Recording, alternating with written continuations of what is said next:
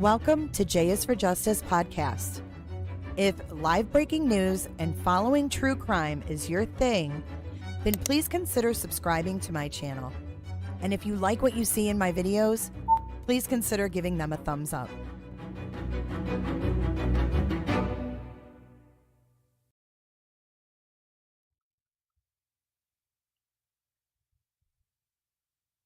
Good morning, YouTube. Talk about such a rough voice in the morning. I apologize in advance. I slept in today. I don't typically do that, if you will, but I had nightmares last night of Stephen Bertolino, and I think it's understandable. Holy shit. And I'm not lying when I said I had nightmares of Bertolino. Good morning, everybody. Happy Tuesday. That's correct. You know, I can't believe I got rid of all my Bert sound bites this last go around. Oh shit, am I muted? No, thank God. Okay, so I'm so glad I didn't get rid of my sound bites. Or I mean I'm sorry that I did. Roberta. It's the only that's the only one I have. And Stacy says I should be charging 99 cents a minute. Call 1-800-976-BABE. I'm sorry you had rough sleeping too, Pickle. Good morning, Bunny and Lucia. Good morning, Jess.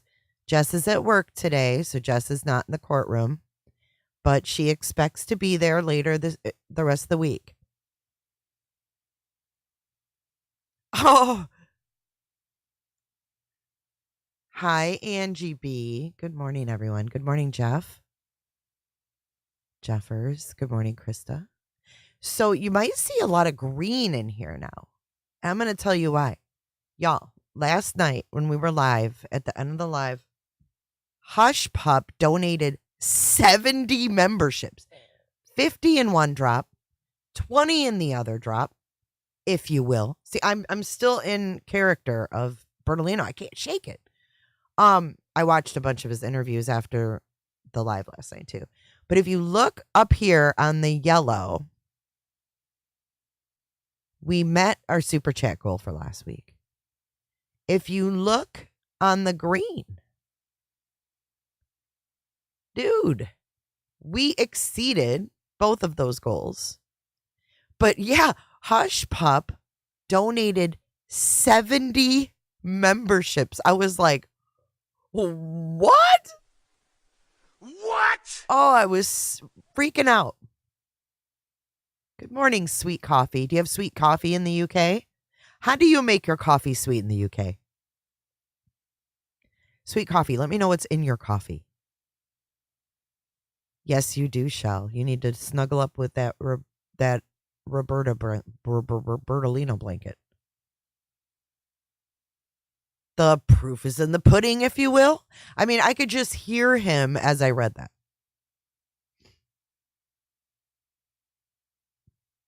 Mother of Cycle Breakers read that over the weekend, defense filed for Kayla's testimony to be dropped, hinting at mistrial due to her attorney telling her about opening statements. Oh, Lord. Oh, Lord. One-Eyed Flo, do you know Hush Pup? Drea, good morning, Andrea. What's up, everybody? We're going to check our P.O. box this week, too. So hopefully we have some unboxings to do. Olip. I know. And then she zarred me in a super chat. She's from South Africa. I looked up what ZAR was. It's South African currency. Oh, Jess says there's a surprise witness. I didn't know that. Sugar and cream. Sugar and cream in my cup. I haven't even made coffee yet. That's how discombobulated I am this morning. Terry wants to know how Rupert, her fearless leader Rupert is. We love Rupert. I think he's going to become a mascot. Rupert. I've got a couple other announcements. I started a new podcast and I released it over the weekend. It's called On Air with J is for Justice. Just search it up. Apple, Spotify, anywhere you can listen to a podcast, you should be able to hear it, if you will. You can also catch it here on YouTube. Tickled Pink. Oh, let's get her chat popped up here. What am I thinking? I'm sitting here gabbing away like I don't have other tasks to do on this computer. When yes, I do. I got to pin your chats. Thank you so much for your $5 super chat. It was greatly appreciated. Good morning. Good morning. Teresa. Good morning, girl. Just Teresa is a special guest here. What was I doing? Oh, yeah. So how did you guys hear? I'm out of the loop. Thank you so much for your $5. I've been in Bertolino mode all weekend, unfortunately. So I was just wondering how you guys know about. Holy. Thank you so much, Drea. Now I really forgot what I was doing. Thank you so much. You guys rock. What a way to start Tuesday morning. Secret witness, Miss Kravitz. Thank you.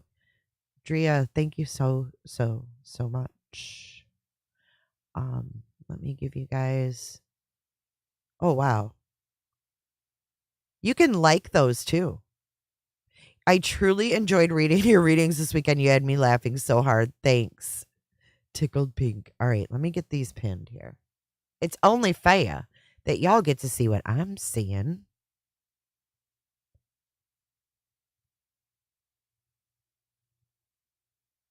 Oh, I'm on top of Anthony Kiedis. Look at that.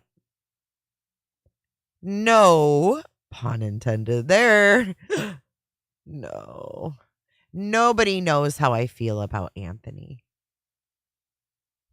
Except maybe Rupert. Rupert might know. I might have let Rupert know how I felt about Anthony, but Rupert keeps my secrets for me. That's another thing that Rupert is really good for. And you have a beautiful dog here, too. Oh, look at her golden. Tickled pink. Your dog is adorable. Oh, we got to get Harmony back up there, too. We have got to get our shit together, guys.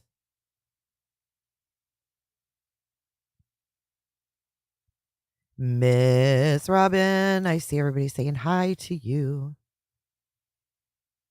Hello, Miss Robin. Good morning. Good morning, everyone that's just joining. We are just waiting for this to begin. How do you guys know there's a secret witness? That's what I wanted to ask. How y'all knew that? Can you get a Rupert emoji? I don't see why not. I don't know if you'd be able to see him much. Dr. Melmo says, Potato, I could be cross-examined by you anytime. You were so calm. Wait, why can I not see all of this message? Hold on. Let's fix that. But Jay is Bertolino? Oh my God, I could have just smacked Bertolini. Yeah, he was kind of a jerk. That's correct. Okay, let's get this properly done here. Now I got to go make coffee, if you will. Thank you for what you do. We all appreciate you so much. We love you, Jay. Thank you, Drea. I don't know how you found me, but you manage to remind me why I do this every day. Thank you. Thank you, guys. Oh, this is the tip line. How could I forget? Good morning, Becky. Good morning, Bonnie. Summer Lou just plopped down behind me, as you can see. This is Summer Lou. I really hope you get your best belated Christmas gift. It's not Christmas in July, you know. Mega? I'm going to start spitting it back to you, babe. Thank you so much, Megs. So Mega actually didn't use the wish list address. She always has to make her own rules because Mega knows best. I'm fucking with you, Megs. But she actually didn't send them through the wish list, and I never got my gifts. And I'm really bummed. And why do I look like powder? All right, so now we're pinned. We've got this secret witness who called the tip line. And the only thing that we know, cross-examined by a potato. It was fun being cross-examined by a potato. Roberta. I've had enough of Bert, though, for the rest of my life. But kudos to Potato. She did do a great job, didn't she?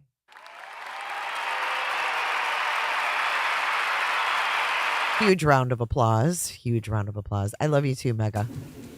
Perfect timing. Now I can go make coffee. I understand. We're still waiting. Here we go.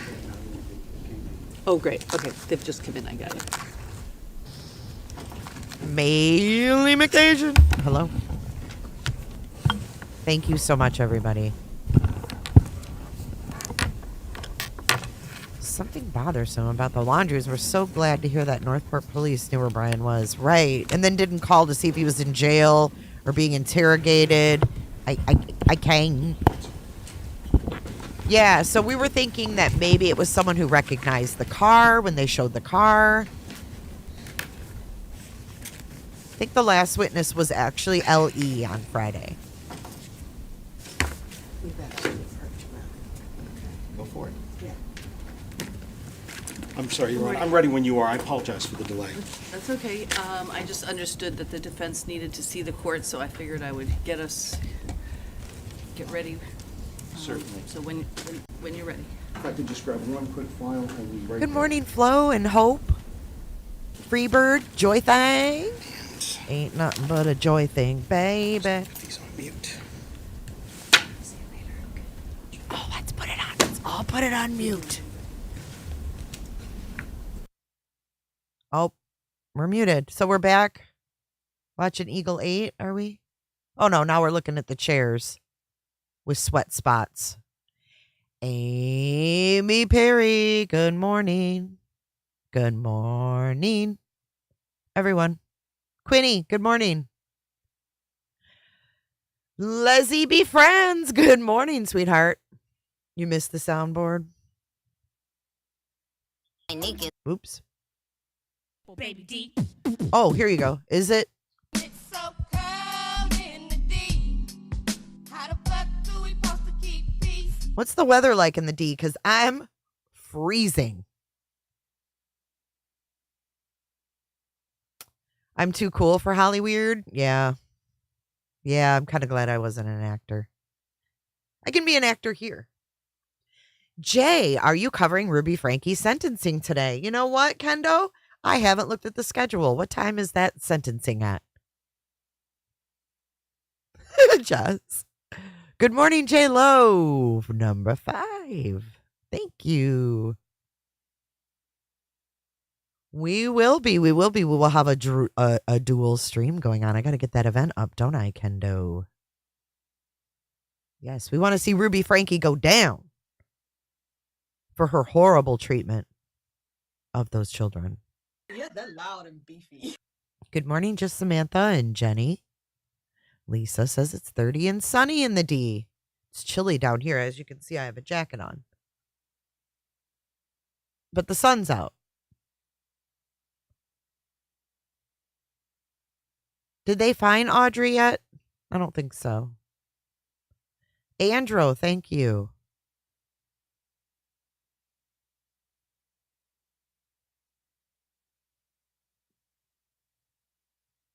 Shelly Shell is here this morning, and so is Potato. Robin Malete, good morning.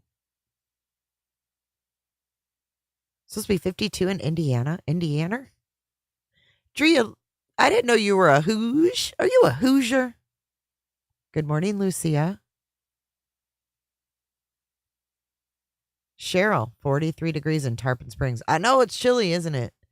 You're in Tarpon Springs. That's so awesome. Do you go to the sponge docks? If you are ever in Florida, go to Tarpon Springs, go down to the sponge docks. It's really cool.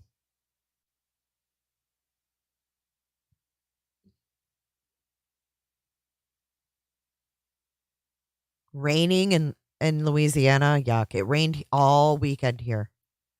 For the people that are in Florida, can you feel me? We had 3 days of gloom and rain over the weekend. It was like, oh my gosh. Yesterday when the sun came out, it felt like a new world opened up. You're in northern Indiana. Are you like Fort Wayne area or? That's pretty cool. Good morning, Scout. 27 in Milford. Oof. 49 in Chicago. 30 in Pennsylvania. 49 in Phoenix. The SpongeBob docks. Yeah. It's pretty cool. What's up, Donna? Stephanie Fishman. Good morning, guys. We should be beginning shortly. If you don't mind, I'm going to just go in the kitchen and make a pot of coffee real quick. Woo-wee, that will scare somebody. Bring it all in. 37 in Great Fall, Montana. Sky is clear and huge. Sounds beautiful. It will be 79 today. 15 in New Hampshire. No thank you on that one. It is cold in New Hampshire this morning. Holy crap. Oh, Walter, I am so sorry that you came down from PA to Orlando and it was crummy. Walter, you're going to have to make another trip down when you can enjoy the weather. But hey, at least you weren't in the snow, right? I mean, you got to look at the bright side. Sitting on the balcony. Not too cold today, says Holly. It's nice in the sun. Oh my God. A -1 in Canada. Oh, -1. 10 and 10:30 Mountain Time. I got you, Miss Kravitz. So Mountain Time. Yep, I got you. I'm going to go make events. I'm going to make coffee and all that ish.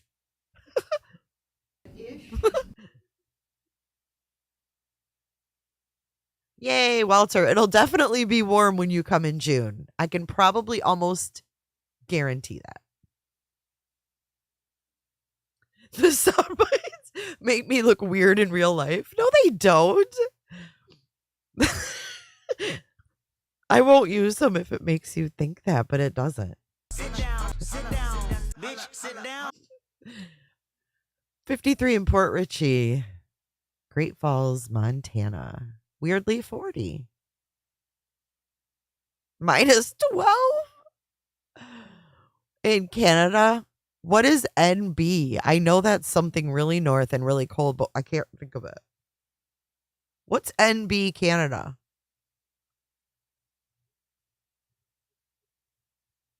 What's that? I'm trying to think and I can't come up with it. 39 in Idaho and windy.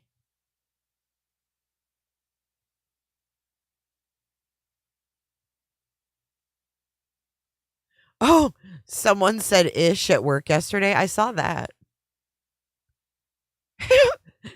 Potato. She thinks that this makes her look weird in real life. Listen. Woo-wee, that will scare somebody. Just FYI, she didn't say that in a regular conversation. That was during a read along of something. But this one here, she did do in a regular conversation. Are you ready? This is Potato having a regular conversation on panel with me. Yeah, they're loud and beefy. So she can't get out of it. Oh, New Brunswick. How could I forget? New Brunswick.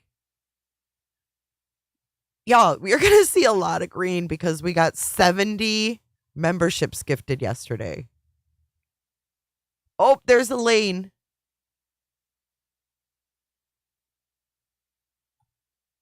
Oops. For donuts? I got to go to the store too. I'm going to run up to the store. I'm going to run up to Circle K. Anybody want anything? Would anybody like a donut or a cup of coffee or a muffin? Or if you're gross like that and you go to Circle K and you get hot dogs in the morning. I mean, you see people in line getting hot dogs. Blech. The hell. 70. Dude, 70. She dropped 50 in one spot and then dropped another 20. It was Hush Pup. Coming in hot, just like the fajita. Andrea coming hot today. I love it. Love it. Love it. Keep it going.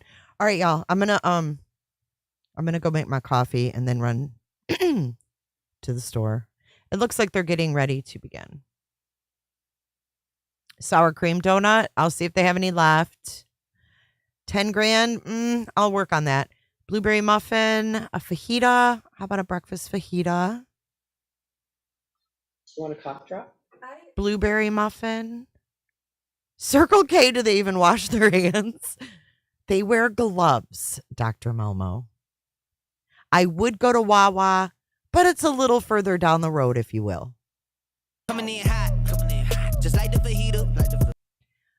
I think you can actually bypass that, Robin. That's why I have the QR code. We were talking about this. So that's why I have the QR code. That'll open in Safari, and you should be able to join that way. A scratch off, Sybil. Good morning, Island. Leo, good morning. Good to see y'all. Biscuits and gravy. I don't know if they have that.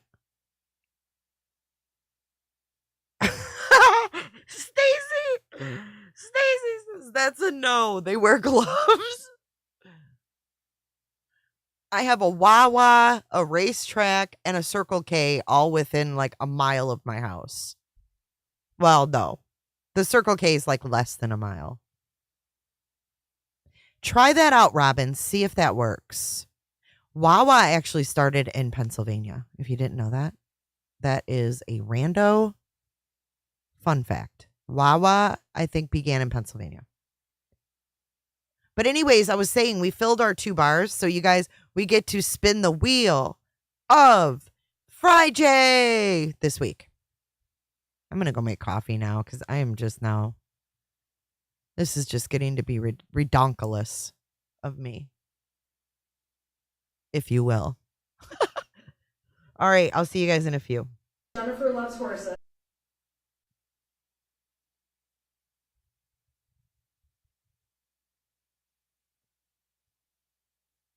What is chip gravy? That sounds. No Wawa? Wawa has good food, yeah.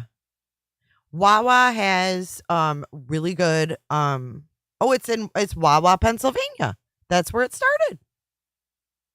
It started in Wawa, Pennsylvania. That's why it's called Wawa. So we're going to spin the wheel of Friday. If you have any prizes you want to send them to the P.O. Box. And we'll give them away. I have so far this week, I have an ice shaver. And I know that you guys that won the first wheel of Friday haven't received your gifts yet. But those were mailed out late. And I apologize. That was my bad. But they are on the way. It sounds like our first witness is going to be this secret person that called the tip line Friday.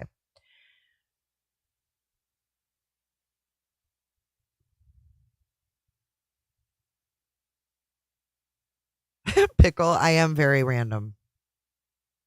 And I kind of just go with it.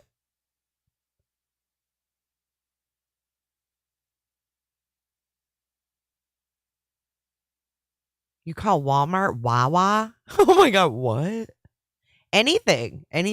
So we have an ice shaver, so you can make snow cones, if you will.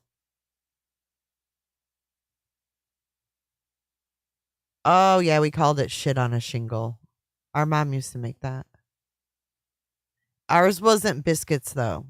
It was, our shit on a shingle was literally hamburger meat and some weird kind of gravy. Hamburger meat and a weird gravy on a piece of like Wonder Bread. Yeah, we called it Wally World. Scarlett turns 7. All right, before I get up, we have to wish Scarlett a very happy birthday. Happy birthday, Scarlett. Go, shorty. It's your birthday.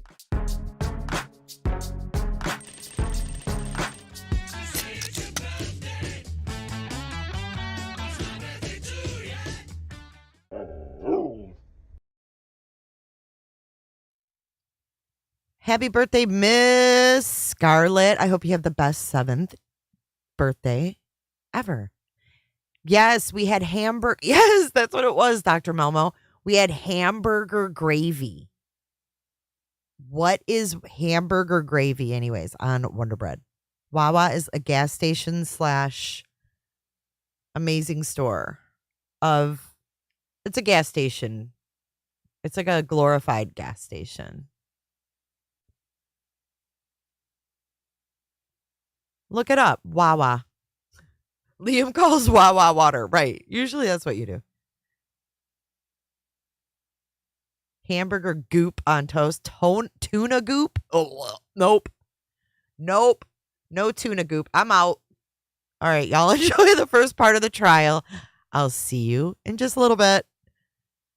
Too early for all that goop talk when I haven't had coffee yet. Can't do it. Can't do it. But have you guys hit that like button? Hit it before the trial starts.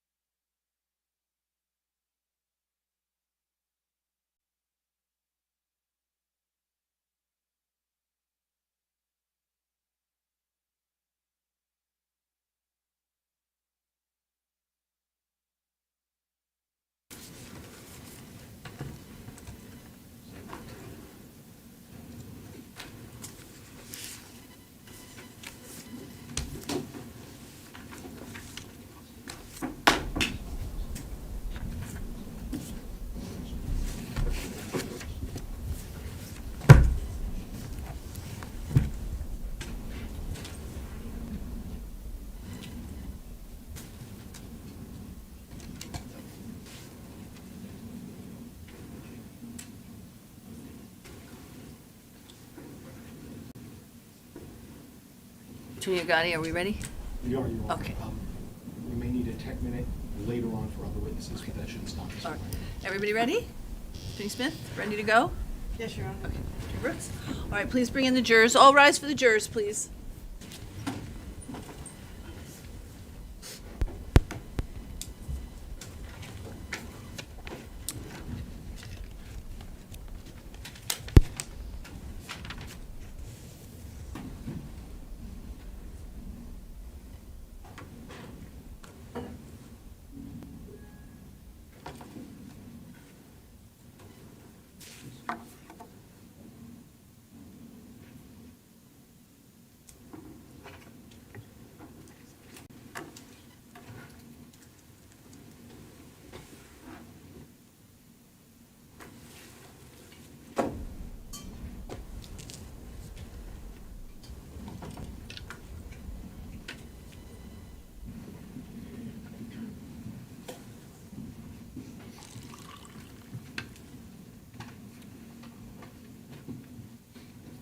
Good morning, ladies and gentlemen. You may be seated. State may call its next witness. Your Honor, the state calls Douglas Small.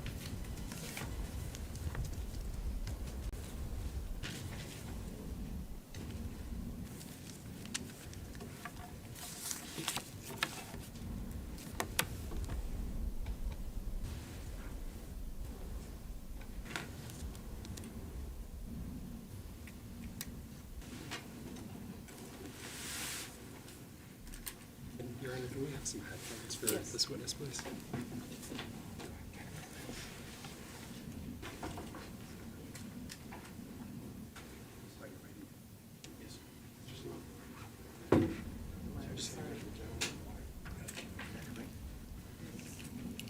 Can you, I see him right over there. Got it. Yes, sir. Oh, right here. And just watch your step, Mr. Small.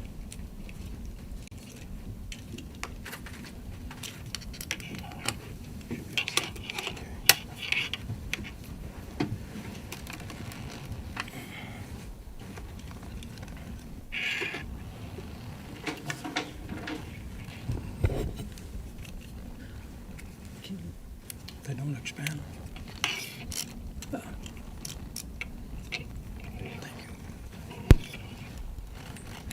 you need to be in front of a microphone. Mr. Small? Yes. Can you hear? Yes. Okay. Please remain in front of the microphone. Yes, Your Honor. Mr. Small, if you could stand and raise your right hand, I'm going to administer an oath. Are you able to hear me clearly? Reasonably. Okay. Do you swear that the testimony that you're about to provide this jury will be the truth and the whole truth under the pains and penalties of perjury? I do. Thank you. You can have a seat and you can make yourself comfortable, sir. When you're ready, if you can start by stating and spelling your full name for the record. My name is Douglas Small, Douglas Small.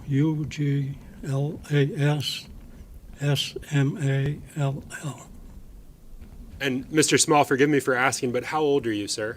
85.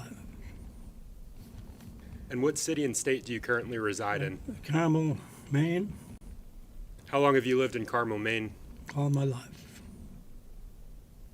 And sir, what do you currently do for a living? Well, I'm semi-retired, but I have rental houses, and I maintain those. And you maintain them. Do you do roofing on those houses? And siding, anything that needs to be done. At 85? That's right. What are I other... don't do it all myself. Okay. What are other positions that you've held in the past in terms of employment? Boy, I had just about everything going. I learned at a young age, if you're going to live in the state of Maine, you've got to do just about everything, unless you have an education. Do you own any properties in Carmel, Maine? I do. And can you describe those for the jurors, please? They're just, they're all one family residential homes. Do you own any large parcels of land? Have two properties that encompass about 30 acres each. Is there an old schoolhouse on one of those? There is. Is there an old outhouse on one of those properties? It's the old outhouse that you speak of is in the old schoolhouse. It's a one-room school. Your Honor, may I approach this witness? I'll speak into a mic. Yes, you may. Mr. Small, I'm going to ask, do you know someone named Kelsey Small? She was my granddaughter. Okay, and you say she was your granddaughter. That's correct. Where is she now? She's in an urn in the cemetery in Carmel, Maine. Again, I'm sorry to ask this, sir, but when did she pass away? In March of 22.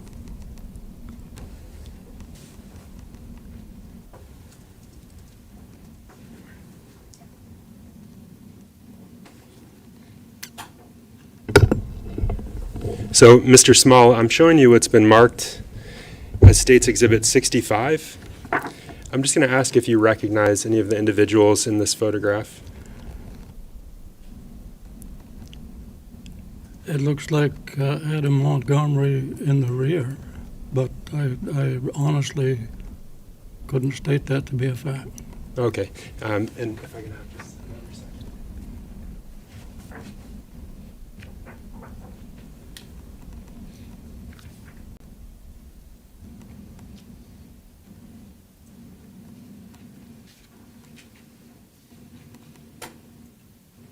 Mr. Small, I'm showing you it's been marked as State's Exhibit 90. Do you recognize the individual depicted in this photograph? I'd have to have it a little closer. You can handle it. Thank you. It certainly looks like Kelsey on the lower bottom. Kelsey Small? Kelsey Small. Okay. I can take that back, sir. You mentioned Adam Montgomery. Are you familiar with Mr. Montgomery? He stayed at my home for several weeks.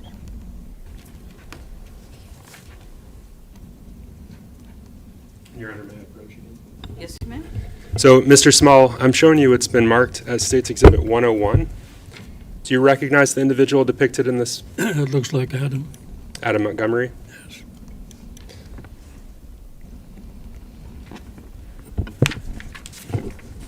And you said that Mr. Montgomery stayed at your home?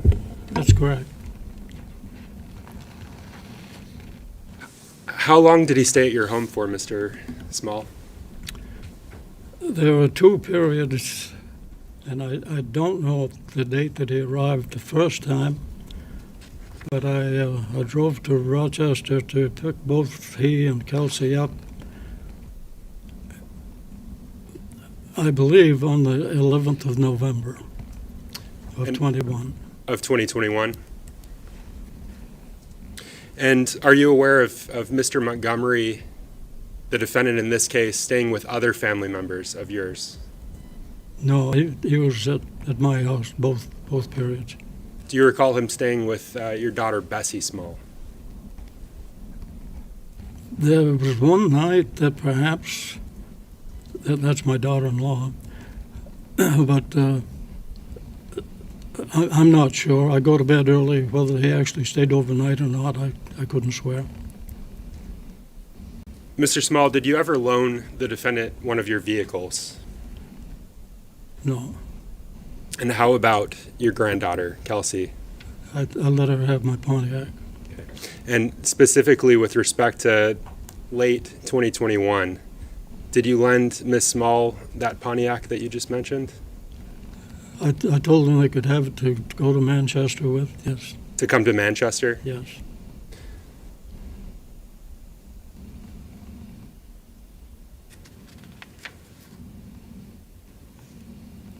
And you mentioned that it's a Pontiac, but can you describe it for the jurors, the make, model, if you're able to? Yeah, it's an old one. It's an 06 Grand Prix.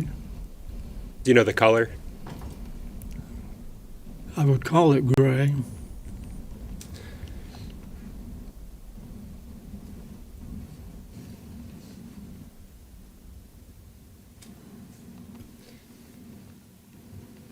Mr. Small, with respect to the properties that you own in Maine, are you aware of searches that were conducted on those properties?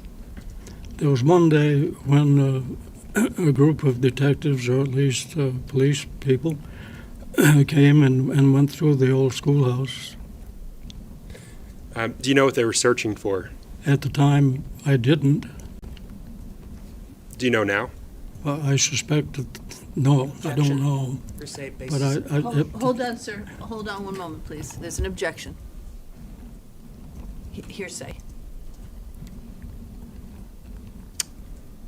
Your Honor, so I have a longer response for that. I don't know All right, if if you you have a want me to speaking speak objection, into it. please approach.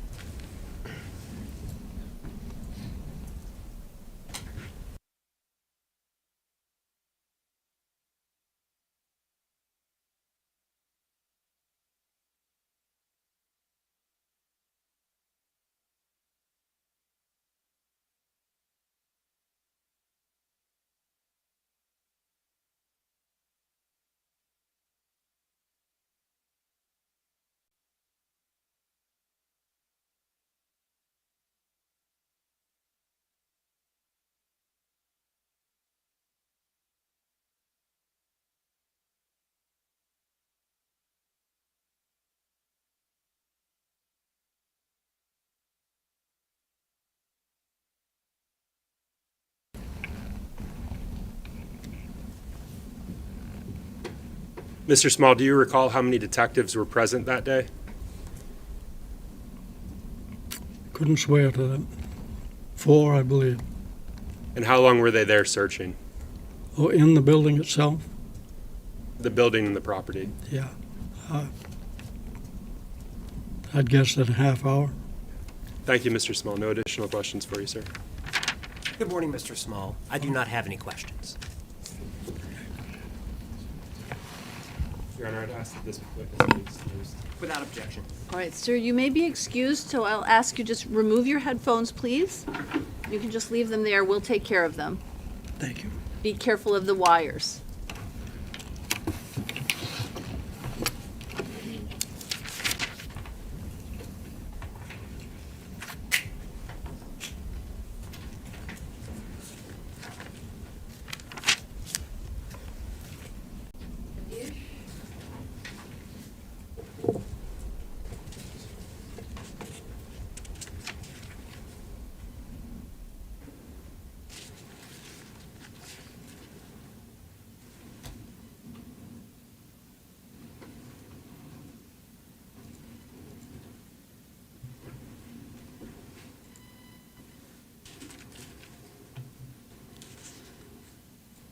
Some of these witnesses, I don't understand what the point is. Like, why couldn't just to show they got a car from him?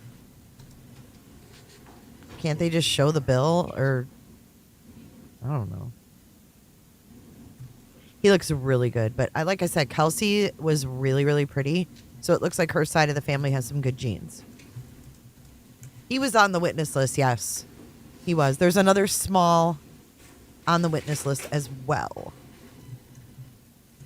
Let me see if I can't pull that up and see. I think it was a male and a female, so I think maybe that was... I still haven't had coffee yet. It's making. It's still making.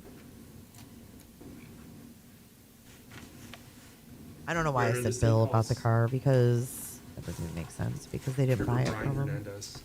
He could have yeah, right. He could have notarized a statement. There you go. That just seemed really silly. A lot of their witnesses seem really silly. Okay. We have, let's see. Trooper Hernandez, if you would remain standing and just raise your right hand. Who's this? Do you swear that the testimony that you're about to provide this jury will be the truth and the whole truth under the pains and penalties of perjury? I do. Okay. You can have a seat, make yourself comfortable. Good morning, Your Honor. There if you need it. And when you're ready, if you can just start by stating and spelling your full name for the record. So, I'm Mass State Trooper Brian Hernandez. First name I spell Bryan. Last name I spell Hernandez. Thank you, Trooper. Obviously, I've called you Trooper. Can you tell these jurors what you currently do for a living? So, I am employed with the Massachusetts State Police. I am currently a detective with the Suffolk County District Attorney's Office. And sir, I'm just going to ask you to keep your voice up. It's a big room, and all the jurors need to be able to hear you. Hold it, Your Honor. Just imagine talking to the back of the room. Can you tell us how long you've been so employed? So, I've been employed with the Mass State Police since 2020. 2020, it's about going on 4 years now. Previously, I was a city cop for the city of Chelsea in Massachusetts. That was from 2014 to 2020. Prior to 2014, any law enforcement experience? Prior to 2014, no. Okay. And as far as your current duties and assignments, can you tell the jurors about that? Yes, I'm currently employed with the Suffolk State Police Detective Unit. We handle homicides. We do major felony crimes as well. Do you assist in missing person cases? Occasionally, yes. Detective, if you can... So, during the course of your career as a detective with the Mass State Police, did you become involved in the investigation into the disappearance and murder of Harmony Montgomery? Yes. And can you explain to these jurors just your role and participation generally in the case? Yes, with this case, Manchester PD reached out to Mass State Police. They had areas of interest that they wanted to conduct searches, so they reached out to the Suffolk County District Attorney's office, which we handled as investigators. It was up to me to kind of coordinate with other Mass State Police units, including the Special Emergency Response Team, which is also known as the SIR Team, and other Mass State Police units as well. Did you act as a liaison between the Mass State Police and the Manchester Police Department? And Attorney Knowles, I'm going to ask you as well to please keep your voice up. Thank you. Yes. If I can have just a moment, Your Honor.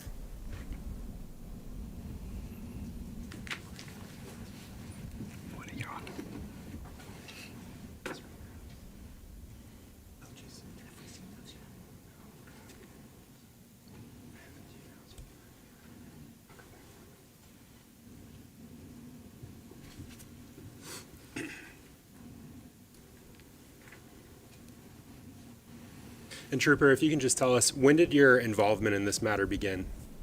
It began early September 2022.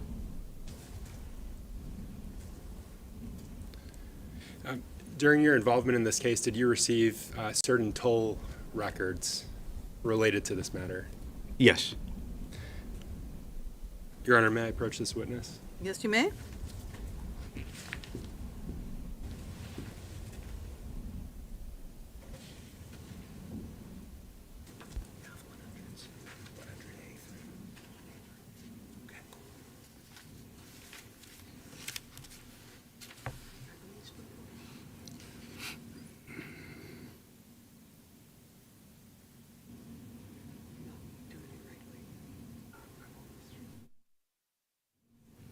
So Trooper Hernandez, I'm showing you what's been marked as States Exhibits 100A through 100U. And I'm just going to ask that you look at each of those in turn and look up when you're done.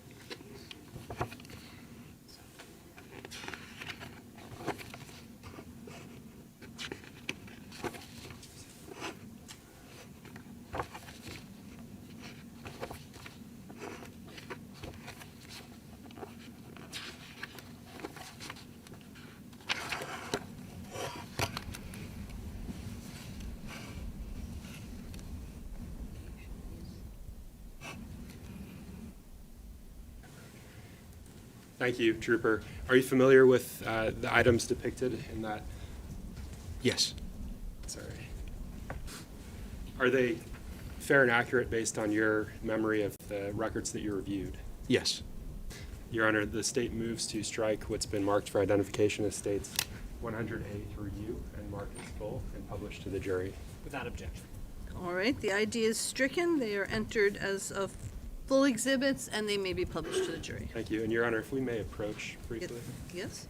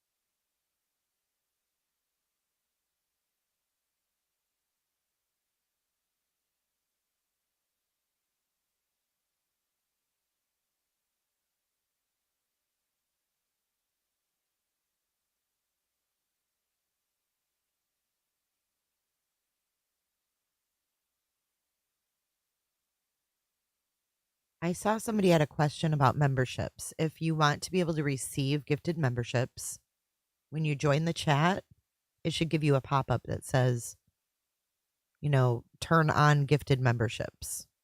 You have to have gifted memberships turned on. So it usually gives me a pop-up when I go into chats that are offering them. So I think it has to be on.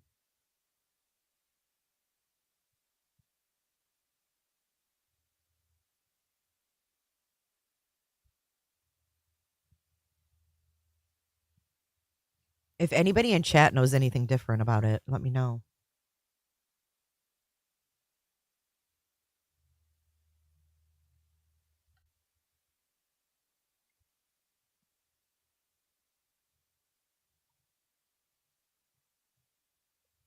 I'm not sure what we're waiting for, but this is Trooper Brian Hernandez from Massachusetts.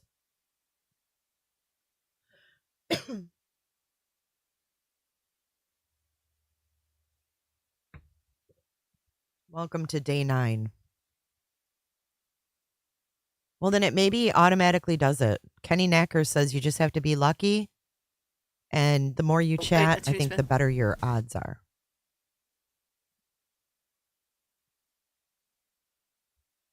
I think.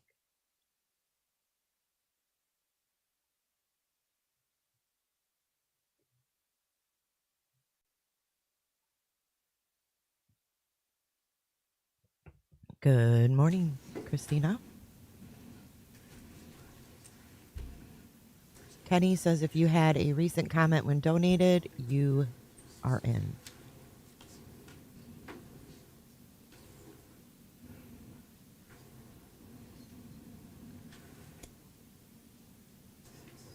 Yeah, if there is a place to turn it on and off, can you let everybody know in chat? Because I'm not sure about that. It seems to be random, but...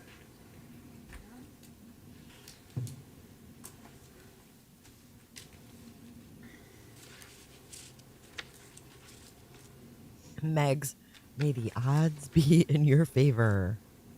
Good morning, Canadian living in Germany. How are you liking Germany?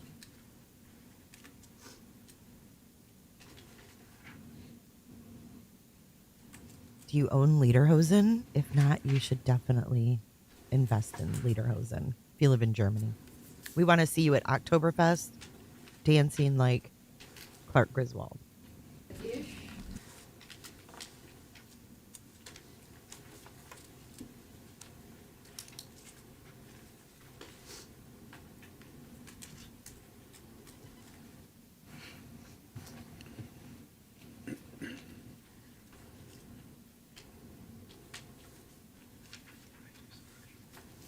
Anna says 3 dots, then slide to the right. 3 dots, y'all. Left foot next time.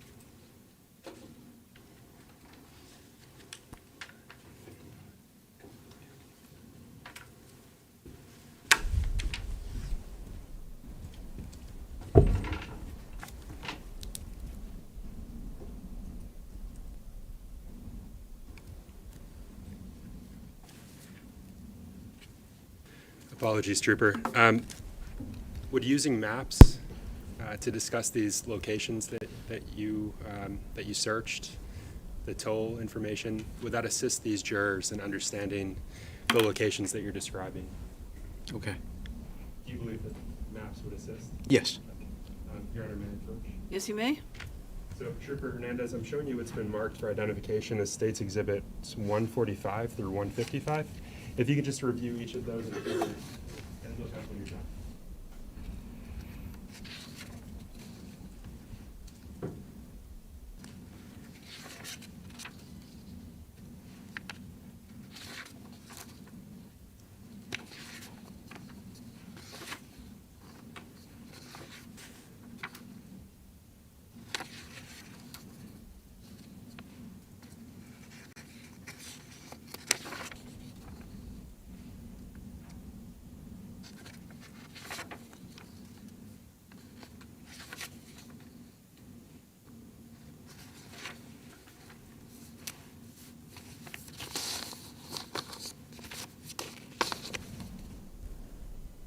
Thank you, Trooper. The areas that you just reviewed, are you familiar with those areas? Yes.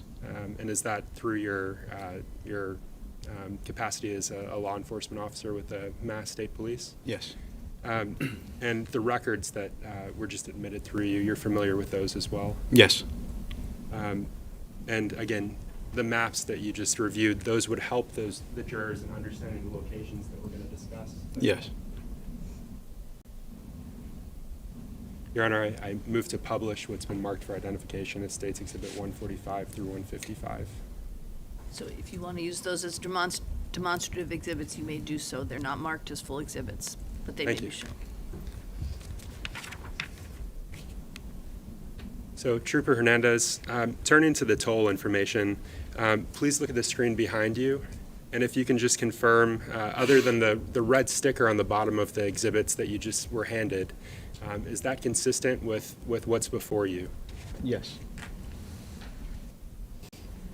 And what is the image in the top right of that picture? What does it capture? The license plate. And can you please read the license plate number of that vehicle, and I'll make it large for you. So it's Arizona registration AJ78147. And I think you said this, but it's an Arizona registration? Correct. What are the dates and times associated with the violations? The dates are March 4th, 2020. Times are 4 in the morning at 4:44 a.m. And underneath that same date, March 4th, 2020, it's at 4:45 a.m. The one underneath that one is March 4th, 2020 at 5:25 a.m. And what are the exit plazas associated with the toll violations? Tobin Bridge. And any specific directions associated with the tolls? So Tobin Bridge Local North, Tobin Bridge Local South, Tobin Bridge Local North. So you've testified that the maps would assist jurors in understanding these specific locations. And I'm going to place a map on the screen behind you. If you could look at that for a moment. And that should be consistent with State's Exhibit, what's marked as State's Exhibit 145 for identification. Do you recognize the area depicted in this image? Yes. And if you could just describe what the jurors are seeing in this image. So it's the Tobin Bridge. That's where, would you like for me to point? Yeah, if you don't mind, just, and you can get up if you need to, if you can point out the Tobin Bridge area. Tobin Bridge is in this vicinity right here. And for those unfamiliar, how would you describe the Tobin Bridge area? Tobin Bridge is it has tolls, easy pass tolls where it documents when a vehicle goes by it. It's a high traveled highway bridge that leads into like the Boston area, into Chelsea. And you said it leads into the Boston area and Chelsea? Correct. Would you say that the Tobin Bridge area is suspended over water, ground, both? Over water. Do you know around how long it is? Not sure. So let's look at the area associated with the tolls. And the zoomed in area. Can you describe what's depicted in this image? That's where the Easy Pass readers are located. In this vicinity right here. And that image is associated with which toll area? Tobin Bridge. All right, and how about this image, Trooper? That is also part of the Tobin Bridge as well. Okay, and if you don't mind just pointing to This area. and the area that you just pointed to, is that a specific toll? Correct. And this one? Same with this. This is a toll as well. Tobin Bridge area. So, Trooper, I'd like to discuss specific searches that your unit conducted related to this case, the search for the body of Harmony Montgomery. Can you just discuss the Massachusetts Special Emergency Response Team, or CERT? You want me to, could you just repeat that one more time? I'm sorry. Can you just discuss the CERT team, the CERT team for Massachusetts? So the CERT team, which is the Special Emergency Response Team, they specialize in conducting searches for all sorts of reasons. They assisted in this. They were a major part in this. They normally go out with, they went out with us this time, and they were the ones that were tracking down locations where we were searching, essentially. Specifically with the CERT team, do they search a particular area, water, land, air, all? All. So they have access to airplanes, helicopters? Yes, some of the units that the CERT team uses are K9. They use Massachusetts Dive Team as well, the Mass State Police Air Wing Unit. And can you please describe for the jurors just the searches that were conducted by the CERT team, again, looking for the body of Harmony Montgomery? Would you like the locations? Yeah. And I'll actually put them up on the screen behind you. So if you can discuss, beginning with Route 101 near the Tobin Bridge, and that search location. So the 107, Route 107, that was conducted from the area of Revere to the Saugus line. Both Revere is a city and town, and the Saugus as well. So that vicinity of 107 was conducted by the CERT team. And can you just point that area out on the map behind you, please? So this was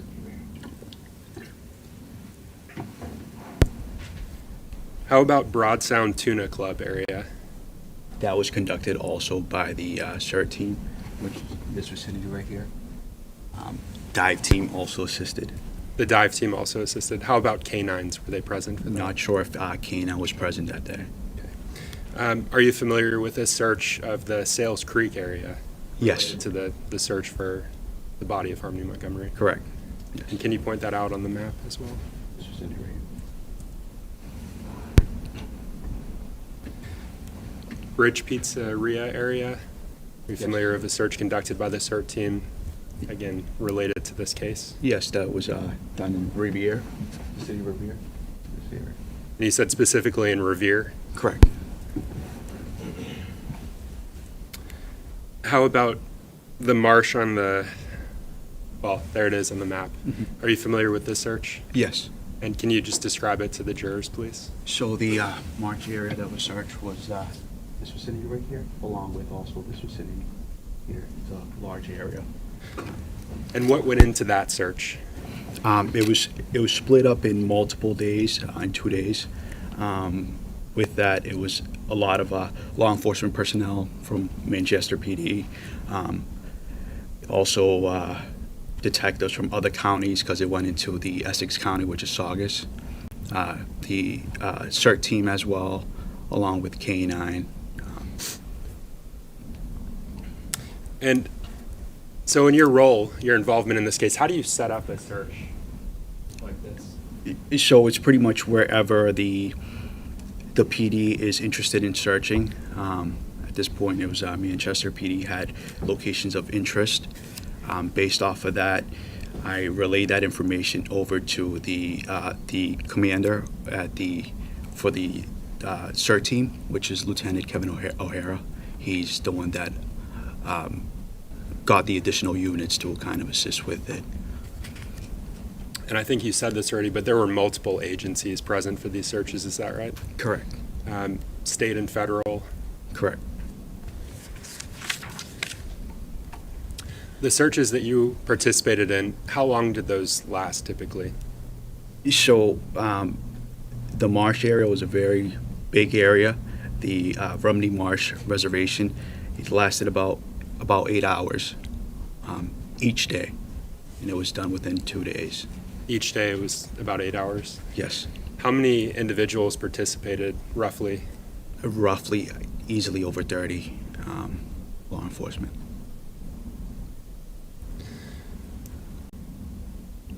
Detective Hernandez, I want to turn your attention to a specific search in this case. That's the area of Rumney Marsh in Revere. Are you familiar with the search of that location? Yes. And can you tell the jurors about the search of that specific location? Yeah, Rumney Marsh is wetland. There's a lot of grass, tall grass there.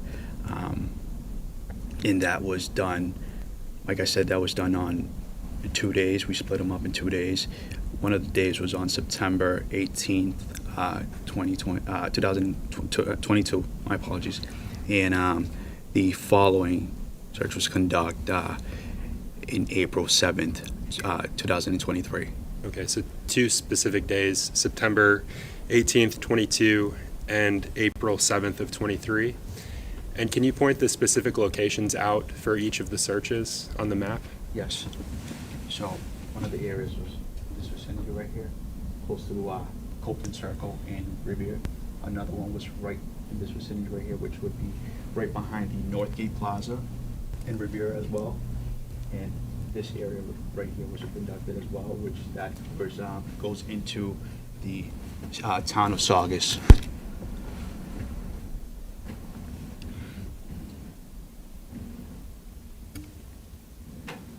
And Trooper Hernandez, can you just describe the towns that are bordering that area, that are surrounding the areas of those searches?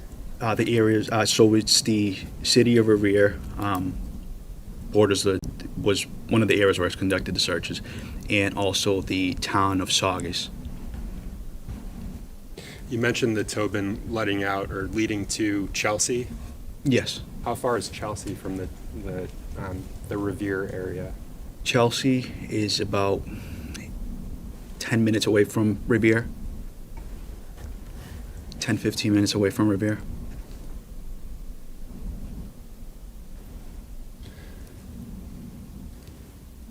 During any of these searches, was the body of Harvey Montgomery located? No. Thank you, Trooper Hernandez. No additional questions for you, sir. Thank you. Good morning. I have no questions, Trooper. Good morning, sir. Thank you. Your Honor, I'd ask that this witness be excused. Any objection? No objection, Judge. All right, sir, you may step down. You are excused. Thank you so much, Your Honor.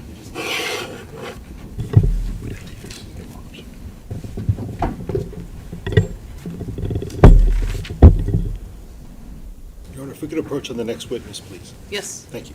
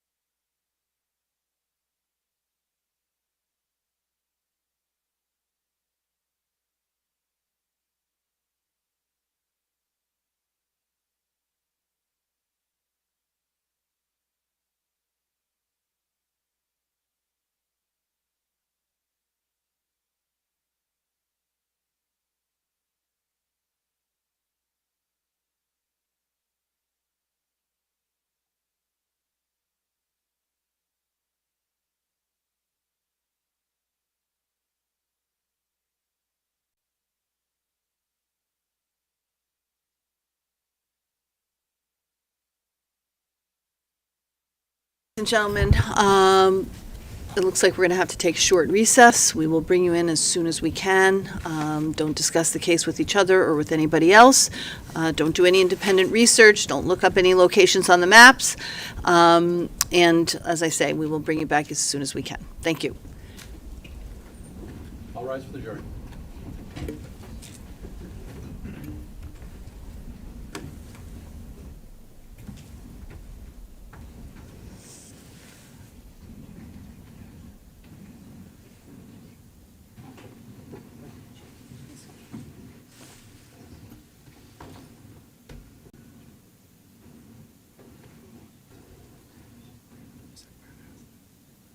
All right, council approach for just.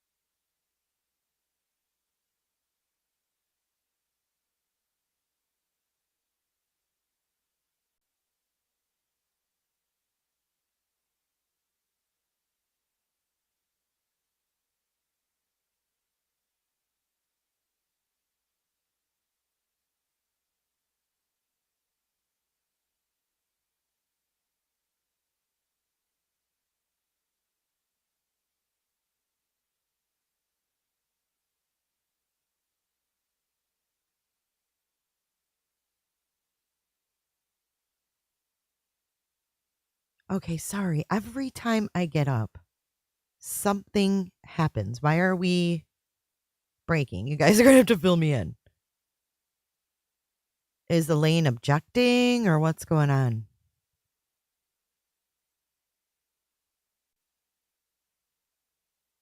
I swear it every time I get up. I haven't seen jammers yet this morning.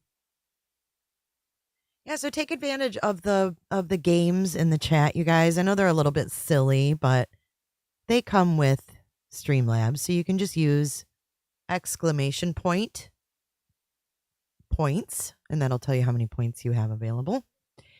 You gain points by chatting. Good morning, Fernando. You were gifted a membership last night. Judge said they needed a quick break.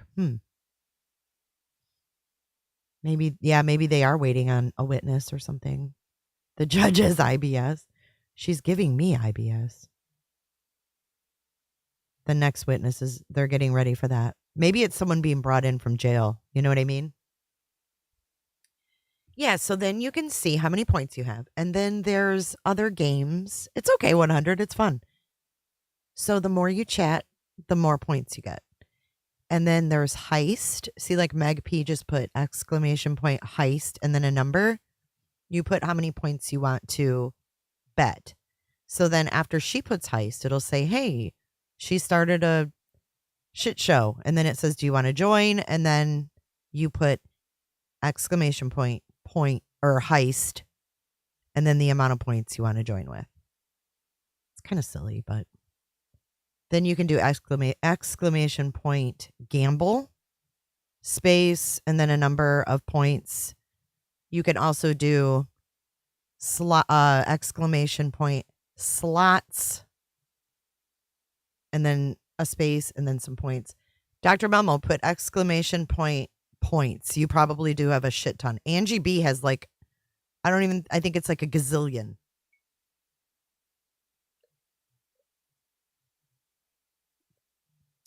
Points? No, I don't know if it does, Andro, because the points thing is through Streamlabs, not YouTube. Buttercup, I think you just earn them by chatting, but I'm going to look further into it because it's kind of a gamer thing that comes along with the Streamlabs, because Streamlabs OBS was originally started for gamers, right? That was the first thing. So it's gamer kind of I don't know what you'd call it. Gamer like designed. But we still play with it. And there's nothing I can really do to change much except the heist wording. So yes, there should be slots and gamble. Yeah, the donate thing goes through Streamlabs. So this, you will also gain a lot of points if you donate through www.j4j411.live.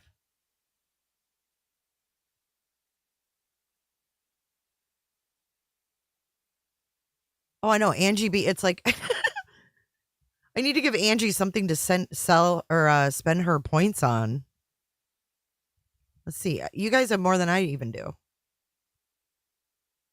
I'll look into the points thing because, like I said, my Streamlabs is my streaming software, my merch, and that donation link. So they all work together on that one. I wonder if that helps you understand. Jackie, put the exclamation point, no space, and then points.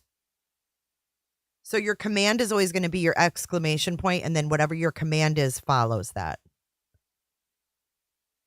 Melissa with 1S, thank you. I'm glad you gave a listen. You guys, I started a new podcast called On Air with J is for Justice. It's an audio only podcast. It's now available on Apple, Spotify, anywhere you can listen to a podcast, you can catch it. It's going to be new material, not stuff from this podcast, but it's going to be new. It's going to be different. So yeah, check it out. Please leave me a review on Apple if you have Apple. Fernando, we need to get you more points, dude, because you chat, Fernando. So I'm going to log into this widget. It's called a widget. You're a widget. I'm a widget. Let's see what this whole points thing means. So I started the new podcast. The first episode is on Chris Watts' case, and it's like a very beginning. Thank you, Olive. I should put that in the thing. It's also on YouTube. So thank you, Olive. The first episode is the beginning of the Chris Watts case. It's a rundown of Chris and Shanann before the murders. Episode 2 is going to be actually a deeper dive into Chris and Shanann before they got married. And then every episode will drop every Sunday morning. So you can wake up Sunday morning, get your coffee, get your donut, get your blueberry muffin, whatever it is that you do on Sunday morning, and it'll be dropped at 9 a.m. So every Sunday, new episode, On Air with J is for Justice. Just a little something I threw together for you guys.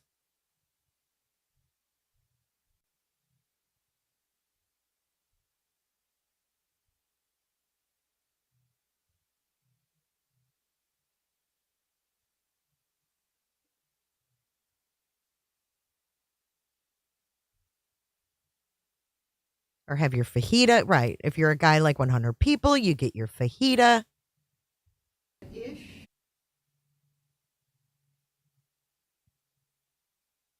Good morning, True Crime. Meg P, thank you. Thank you. Thank you. So I did upload the Howard Bloom read-alongs, and I know I said Blum in those, and it's probably incorrect. But I uploaded all of the Howard Bloom read-alongs to the On Air with J is for Justice. There's 13 episodes on the Idaho 4 case. Okay, so I'm checking out this points thing right now. And we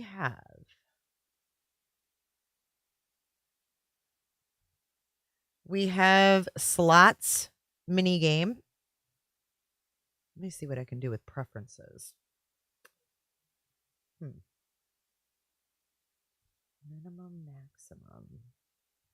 Heist mini game. Should we change the wording? Minimum entries 1, maximum amount. Oh, let's change that. Angie, you're gonna have to you can bet more now. Chances to win. Okay, so when you play heist minigame, I'm gonna raise the odds here. You're gonna get. Oh, this is sweet. Okay. If you're a moderator and you win, that's why Angie B has so many points, guys, because moderators get more points when they win. So I just changed it. Moderators, you get 2,000 points if you win heist. Subscribers, you get 1,500 points if you win heist. And viewers, if you're not subscribed, you get 100 points.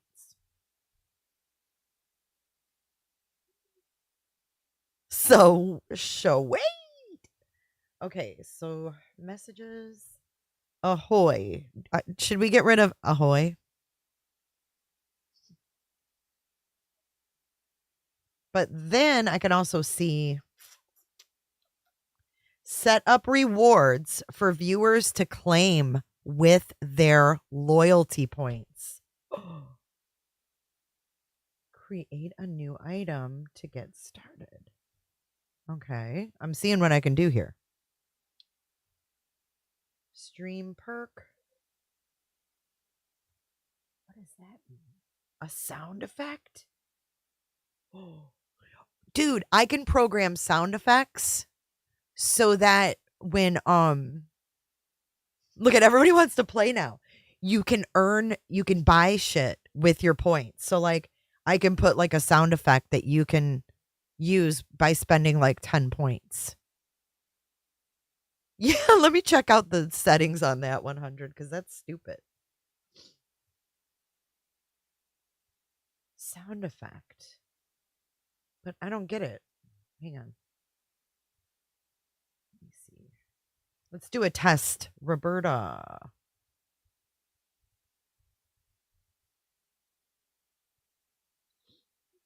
Bridget. Okay, it's not set up yet. It's not set up. You can just play in the thing. But hold on. Oh, yes. Listen to, oh my God, this is so cool. I wonder if it works. Okay, so we're going to try this in 1 second. Let me get it set up and then we're going to try and see if it works. It's just a test.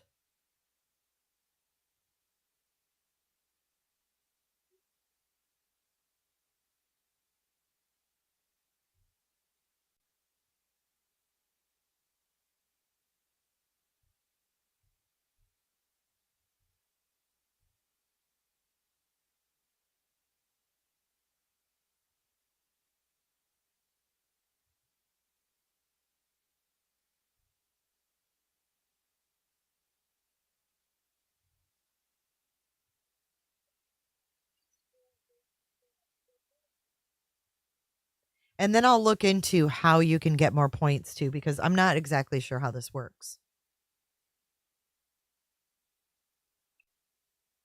And if we're going to do this, we can actually we can reset everybody to start out like the same. I guess we don't need to do that.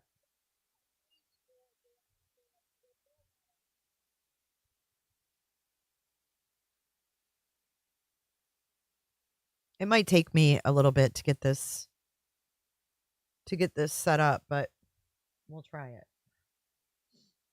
My computer's frozen right now, my laptop. I swear my freaking computers suck. They suck, and I hate to say that, but they do. Bad. They're old and they suck.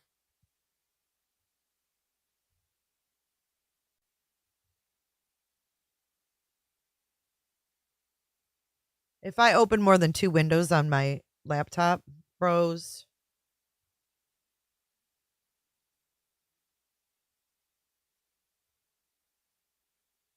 Every time you say you're back oh gosh, I know. Do you want this? Okay, I won't take points. I promise I won't. It was just it was just a thought out loud.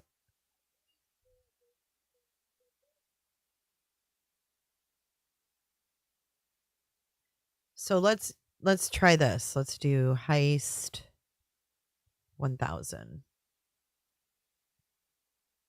Yeah, the slots you always lose. I hate it.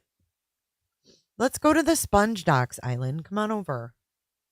Let's go to the Sponge Docks.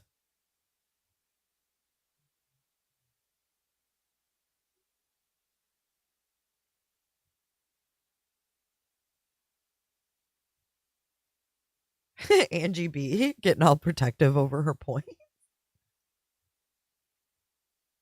Okay. We're going to do Nancy Grace, Ouija board, soundbite. It's going to cost you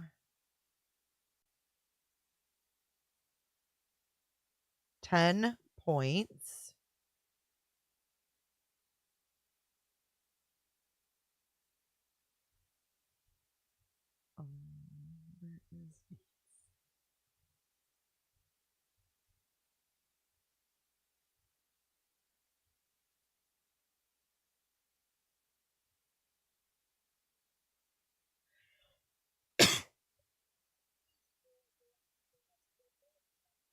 Okay. Redeems shows alert. Let's turn that on. Item command is going to be, I guess, just redeem. I don't know. Add any additional requirement.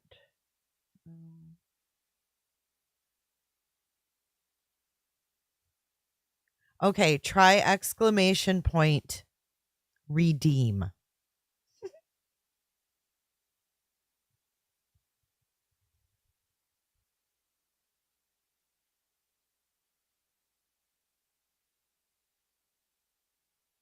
See if it works.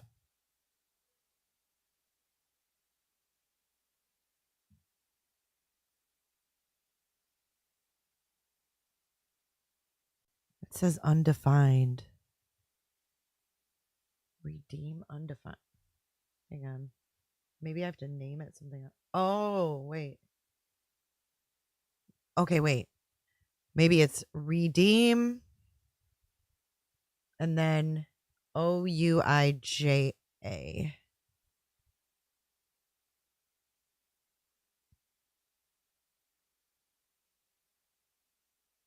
You might have to put the command after it. Let's see.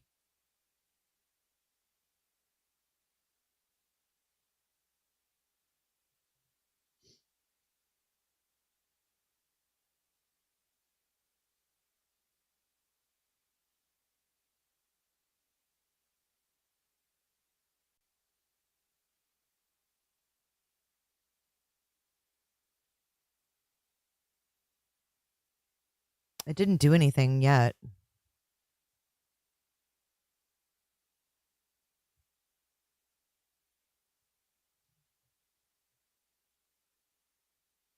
Ooh, Buttercup, you won 2,000 points on slots. That's amazing. I've never seen anyone win on them. That didn't work.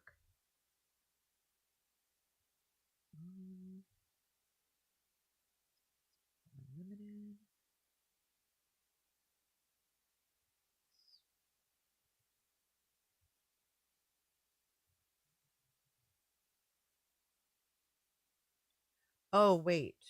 Hold on. My redemptions. It's there. It's just not working.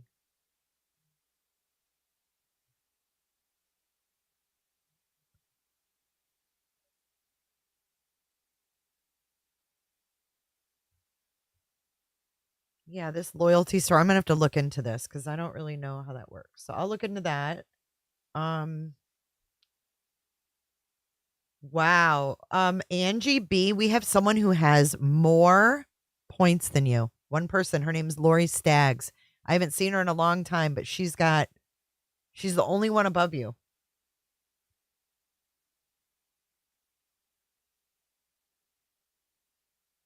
Let's see here.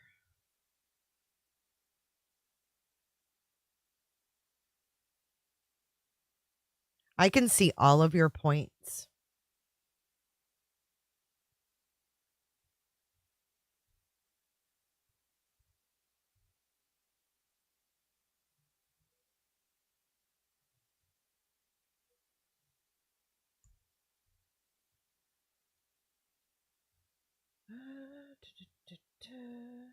Oops.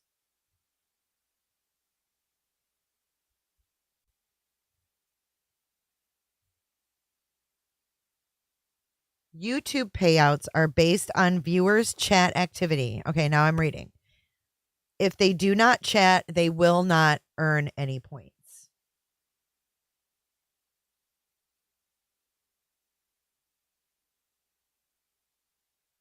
Oh, damn. Okay. So here is something else. This is Angie B. This is why you have so many points. Every time that when you subscribe, you get 2,000 points. When you become a member, you get another 2,000 points.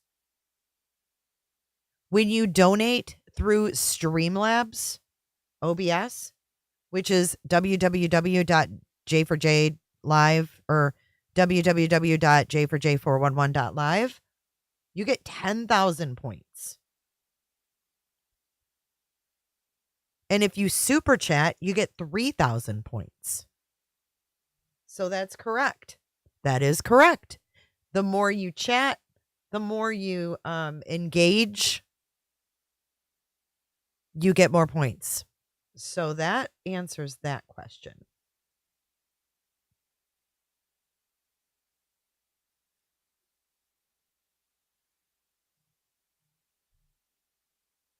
Yeah, that's why you have so many points, Ange. Because you were earning points every time you do that. Oh, Meg P coming in hot. Oh my gosh, thank you so much, Meg P. Coming in hot, Just like the fajita. Thank you so much, Fresh Brown Eyes, Bridget Marie, Mama Four Boys, and Sophie. Also Zen Dreaming, Anna, Lady Firefly, Blue Smoke, Wonder Woman, and Azure Shade. Azure Shade. Meg P, thank you. Thank you, thank you, thank you. Our entire chat is going to be a sea of green. Good morning, Smurf. Good morning, W. Exclamation point, points. Meg P, thank you, honey.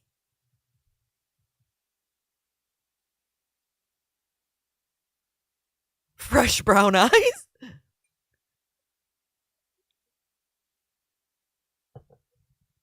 Okay, let me go and fix the slots things. So let's see. Slot mini game. Let's look at the preferences. Minimum amount 10. Okay, we don't want this heart pulse and all this crap, right? So we're going to change that. I think on Twitch or something you actually see the emote icons. But I'm going to put... Oh, I wonder if I can do this. Hold on. I'm going to try to use emojis for the slots and see if that works.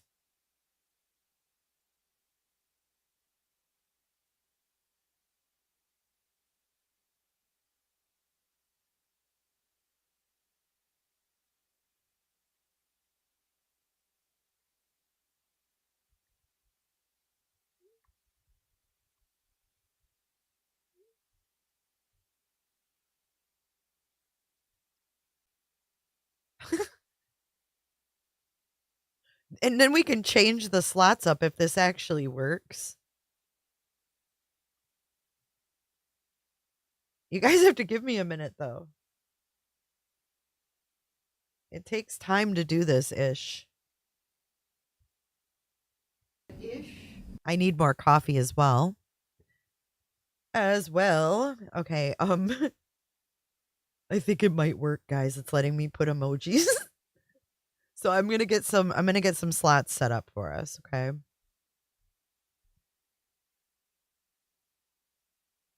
Oh, this is so fun. We can have like different ones. I can't believe that we live through emojis these days. Thanks, my pup. If you can read this, stay behind. Is that Crystal's boyfriend or husband? I'm not sure. I meant not 1 point per message. What?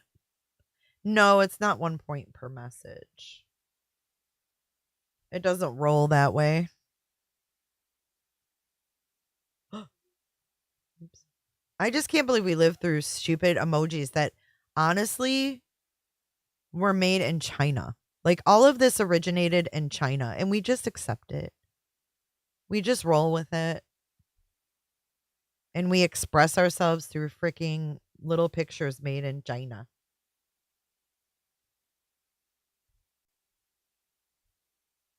Let that sink in.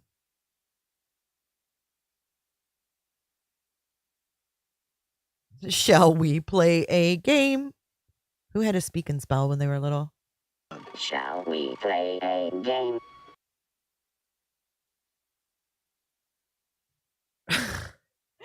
Leo. Oh, it was Japan? Are you sure? You might want to check that. I'm thinking it came from China.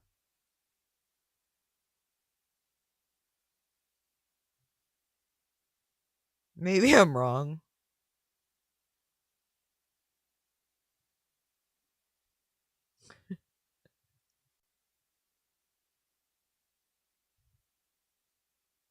Alip wants her cocaine. Cocaine, cocaine, cocaine, cocaine, Cocaine. It's cocaine. It's cocaine.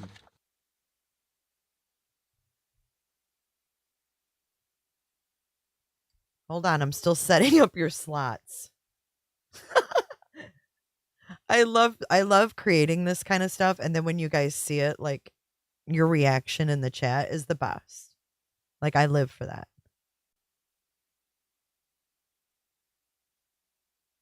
Did you know that they have an emoji of a long-haired dude with a mustache now? That's what I mean. It's a marathon. Uh-huh. It's a marathon. Holly S., thank you so much. Yes, let's pray for some closure in that case for sure. Sad stuff, man. Freaking people not paying attention. Oh, I guess Trooper, I can take that off. He's done. So he was talking about the bridge that Adam was near several times, I believe.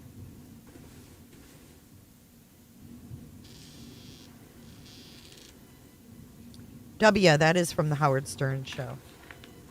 That's Robin Quivers. She was caught singing while she worked. She had headphones on. She was listening to cocaine.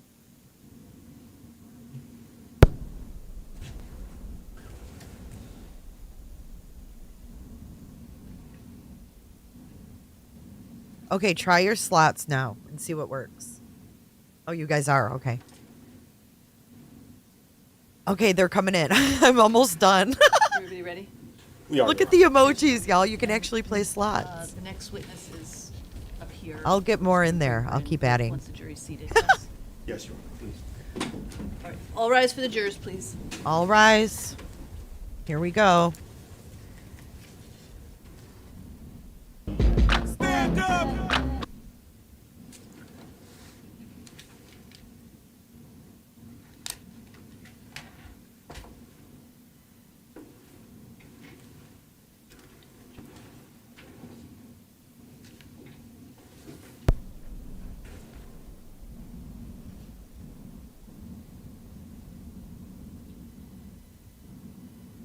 Coming in hot, just like the fajita.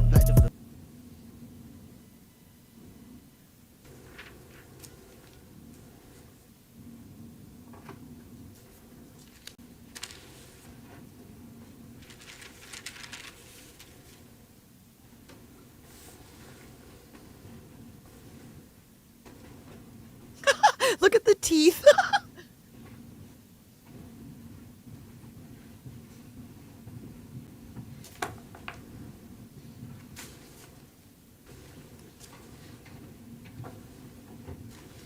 Please be seated. State may call its next witness. Thank you, Your Honor. At this time, the state will call Ms. Rebecca Maines to the stand, please. Becca Maines.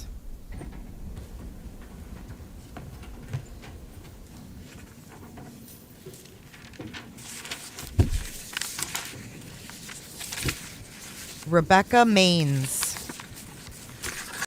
She's on the list.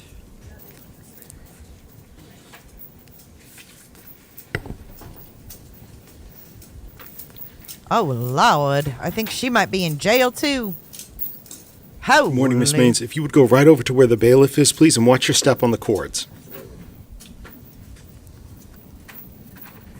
Just be careful of the cords, please. And Miss Maines, if you would remain standing and please raise your right hand. Do you solemnly swear that the testimony you give this jury will be the truth, the whole truth, and nothing but the truth? So help you God. I do. Thank you. Please feel free to have a seat. There's water there if you would like it at any point in time, okay? Ms. Maines, because we're being recorded here today, would you please state your full name and spell both your first name and your last name for the record? Yeah, my name is Rebecca, Rebecca, and my last name is Maines, Maines. She's so dainty. And Ms. Maines, you reside in New Hampshire, correct? I do. How long have you been a New Hampshire resident? 49 years. 49 years. Currently, it's my understanding that you're staying at the New Hampshire State Prison for Women. Is that correct? I am back on a parole violation, yes. Okay. And what is your anticipated release date? April 15th.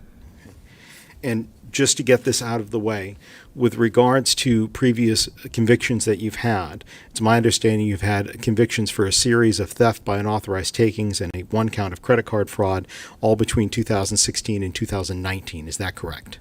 That is correct. During that time period between 2016 and 2019, what were you battling with? I'm a heroin addict. And how long have you been in recovery? 10 months today. Congratulations on that. With regards to your work history, prior to using heroin, what sort of jobs did you hold? I was in the medical field. And what did you do in the medical field? I was a nurse. Do you know a person by the name of Adam Montgomery? I do. Okay. Where did you first meet Adam Montgomery? I met him in Manchester in 2022. We were both part of the sober community. Sober community? Correct. I can approach the witness, please. You may. Thank you. This means I'm going to show you what's been marked State's Exhibit 101. I see that you're nodding your head. Do you It's recognize Adam. this person? It's Adam. That's Adam Montgomery? It is. And back in, did you meet him back in 2021? 21, yes, I'm sorry. Yes. How would you describe your relationship? How much did you spend time together? Every day. Every day. I would have called him my best friend. Did you have a car at that time? Her I best did. friend? And what kind of car was it? It was a 2017 Ford Fusion. Okay. And do you know whether the defendant had a car at that time? He did not. You said that you were best friends. Would you ever travel together? We did. Okay. And what town did you grow up in? Portsmouth. Okay. Did you ever take him to Portsmouth? No, Hampton Hampton. was the furthest. Okay. And what town did he grow up in? I want to say Lynn, Massachusetts. I know it's down. It's Revere. I believe it's Revere. I know it's down in that area. Okay.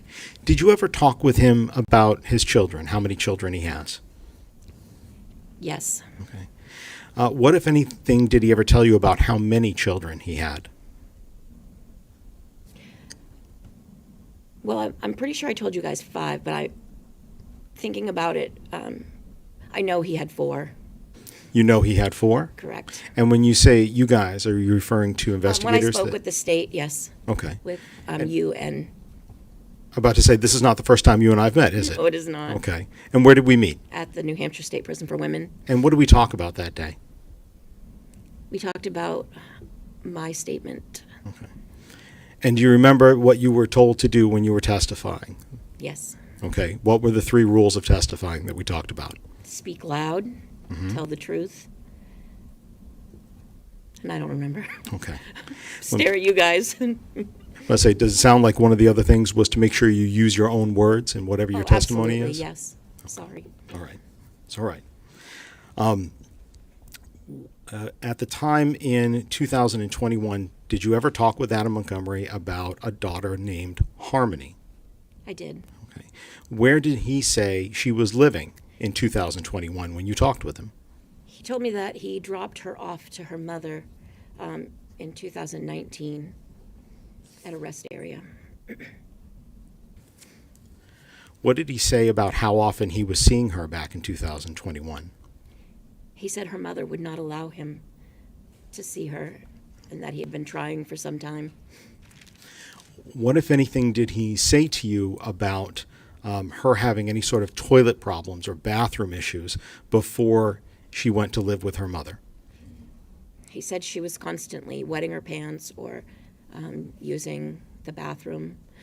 He put her in the corner in her soiled pants.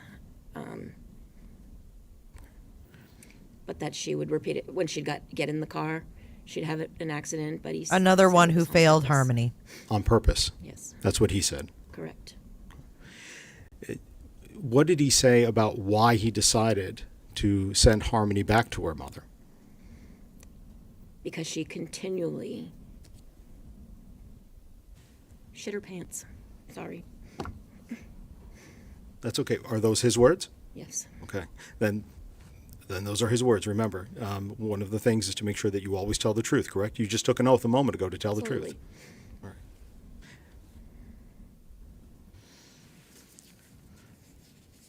With regards, again, to his words, did he ever tell you about a physical incident between himself and Harmony? He did. What did he say in his words that you recall? So he told me that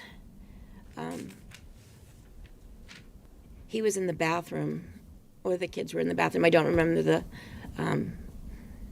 but he was in the bathroom and he had walked out to find Harmony with her hands over the baby's mouth and nose, and that the baby was not breathing and turning blue, and he said he saw red and he just backhanded her. So he told you that he backhanded her? Correct. And when she was holding her hand over, you said the baby's mouth, did he tell you which baby, which of his other children?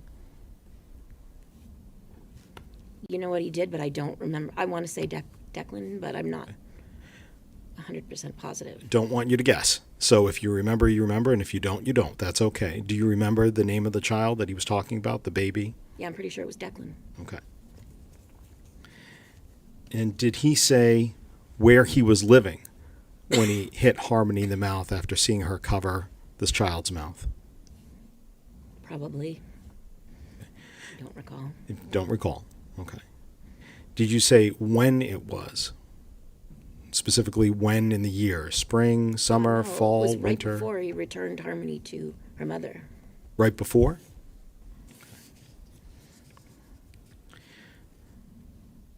He didn't return Harmony to her mother, you scummy biatch. Did he, let me ask you, did you ever give him a ride to Maine? I did not give him a ride. Okay, so you did not give him a ride to Maine? No. All right. Do you know what state he was living in at the end of 2021? Yes, he was in Maine. Okay. Do you know who he was living with? He was living with Kelsey. Did you ever meet Kelsey? She, again, is one of my really good friends. Okay. And what was Kelsey's last name? Small.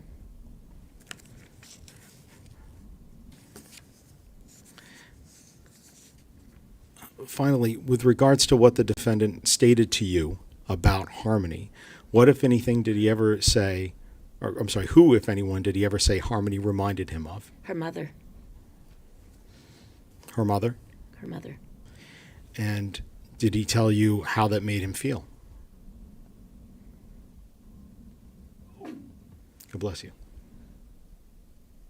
He said he hated her. Right to his core.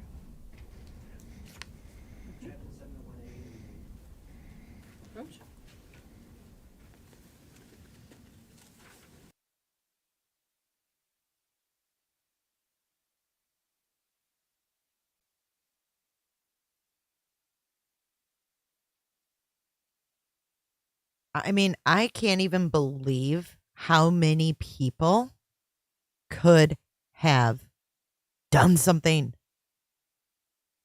He's telling this piece of shit, I'm sorry, she's clean because she's in jail.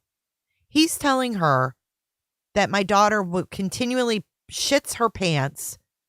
I put her in the corner in her shitty pants, and I saw red when she put her hand over the baby's mouth. Bullshit, Adam. Unreal. These people ought to be ashamed.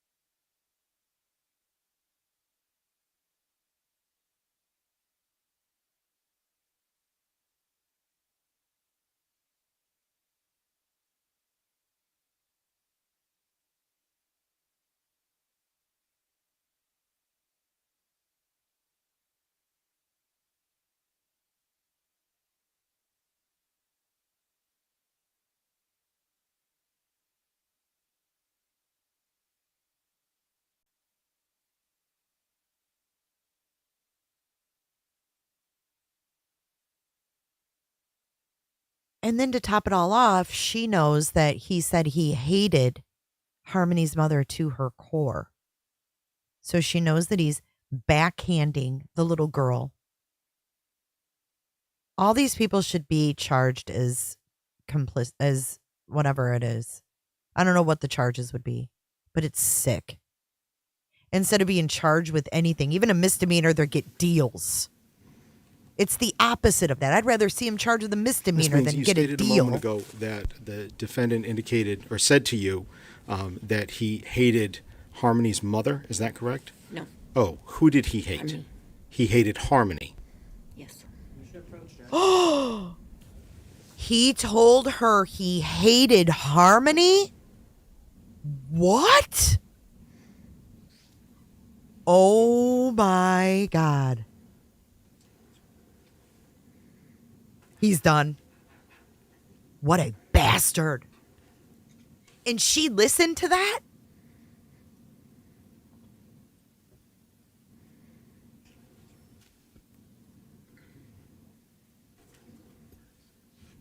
This means I just want to make sure that I'm understanding this clearly. So your testimony is Adam Montgomery told you that he hated his daughter. Did he say why? She reminded him of her mother. So not that. So your testimony isn't that he hated her mother. It's that he hated Harmony. Correct. Because she reminded him of her mother. His mother.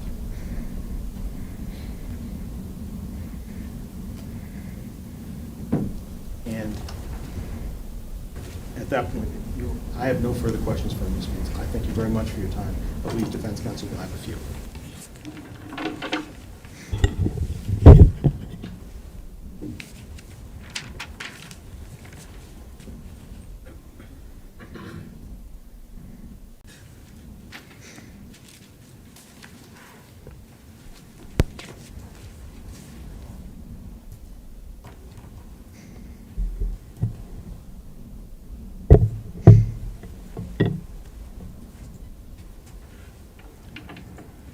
Good morning, Ms. Maines. Good morning. I believe we met briefly just a few minutes ago, but again, I'm Jamie Brooks, and I represent Mr. Montgomery. I'm also going to be asking you some questions. Okay. And I want to begin by asking you about your criminal record, specifically your convictions between 2014 and 2019. Okay. You have 11 separate felony convictions? Probably. I was a drug addict.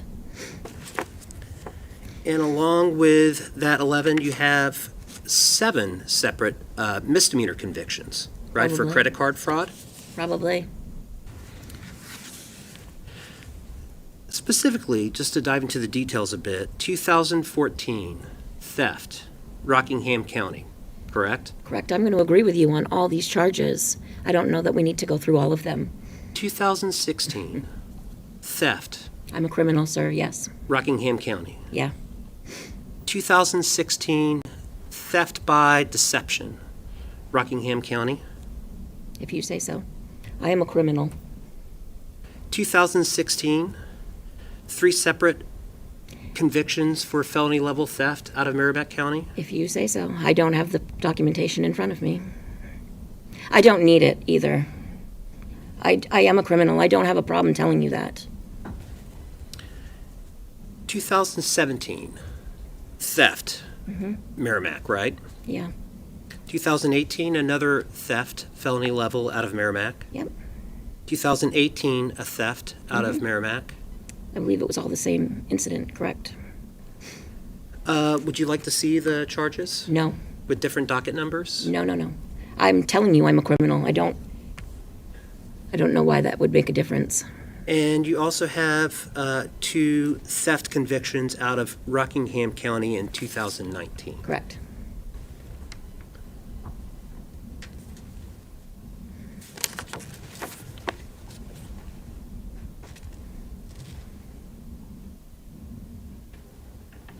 You indicated on direct examination that you were with Adam for a couple of months? Yes. Beginning around August of 2019? Correct. or my apologies, August of 2021. 2021, I'm sorry, yes. And you and Adam were together essentially every day? Right up until I moved back to the seacoast. You considered him a best friend? I would have, yes.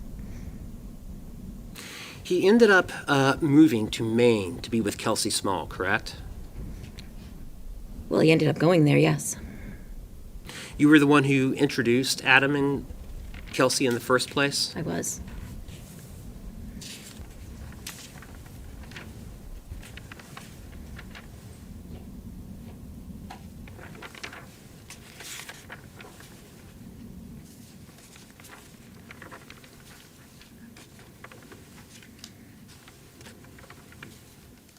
I want to talk with you a bit about your current legal situation.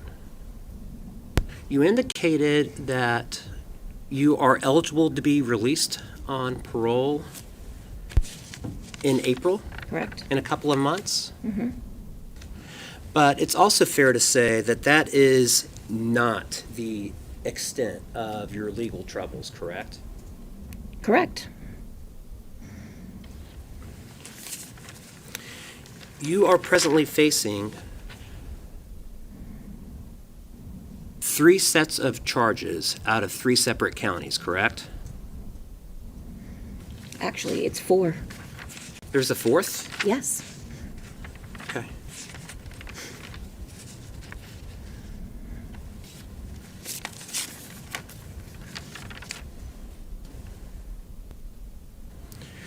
Let's start with Merrimack County. None of these I've been convicted of, so they're none I would talk about. These I think I have the legal right to that.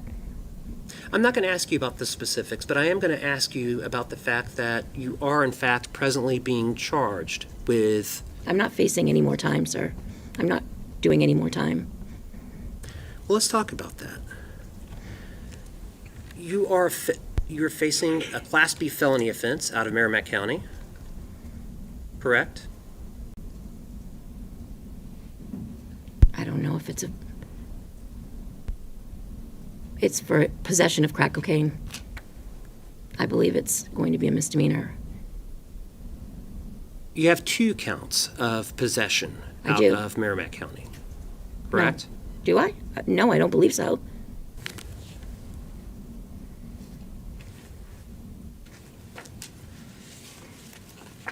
Are you familiar with a document called a case summary? Yes. Would looking at that case summary assist you in knowing what you're charged with? Yeah, I actually...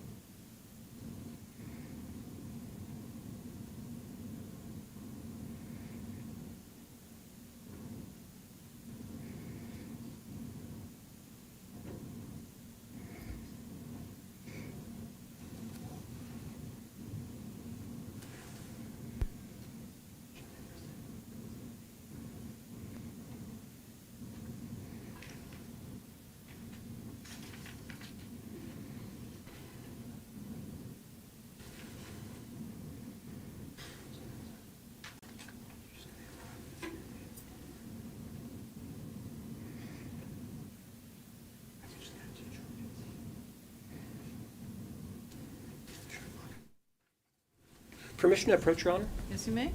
I'm now handing you what is a case summary for your current pending Merrimack County Superior Court case.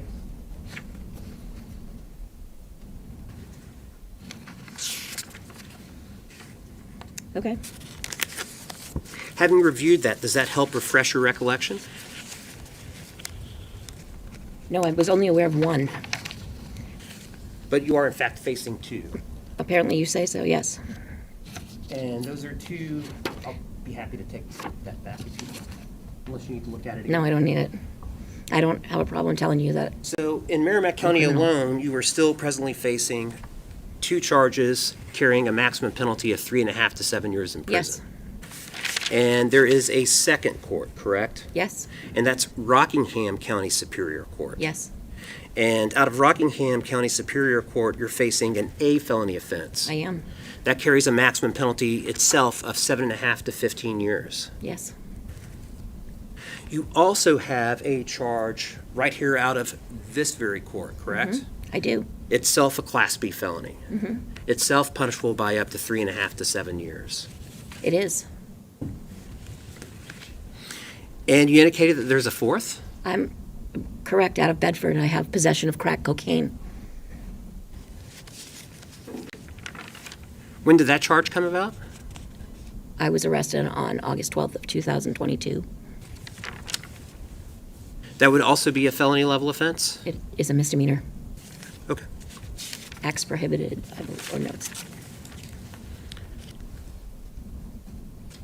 And even though you're scheduled for release in April on the sentence you're presently serving, those charges are all still pending.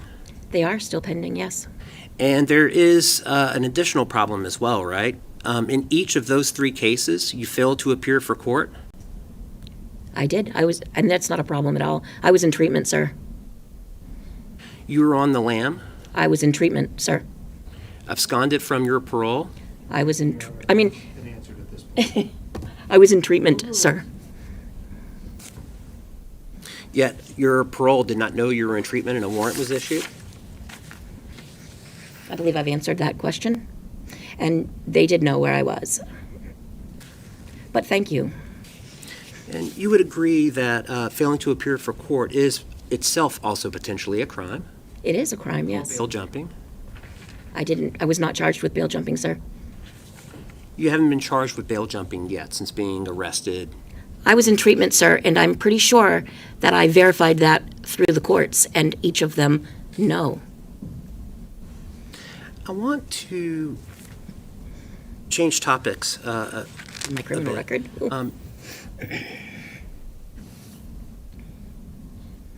Adam fought for 4 years to get Harmony? Adam fought for 4 years? I mean, if you say so. You don't recall telling the police that? I didn't tell the police he fought for 4 years.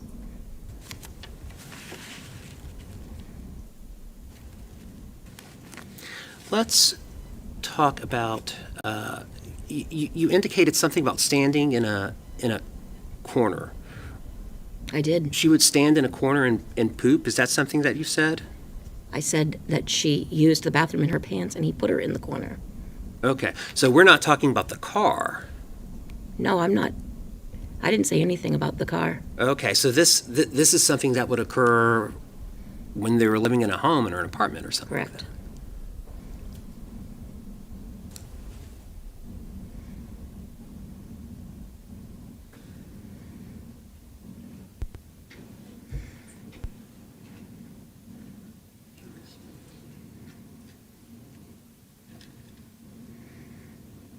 So, Ms. Maines, on direct examination, it was elicited that you have met with the state before, correct? I did, yes. And one of those times that you met with the state was when you were in prison. Yes. And that was January 4th of 2023. Probably. But it was another time that you were incarcerated. You since got out.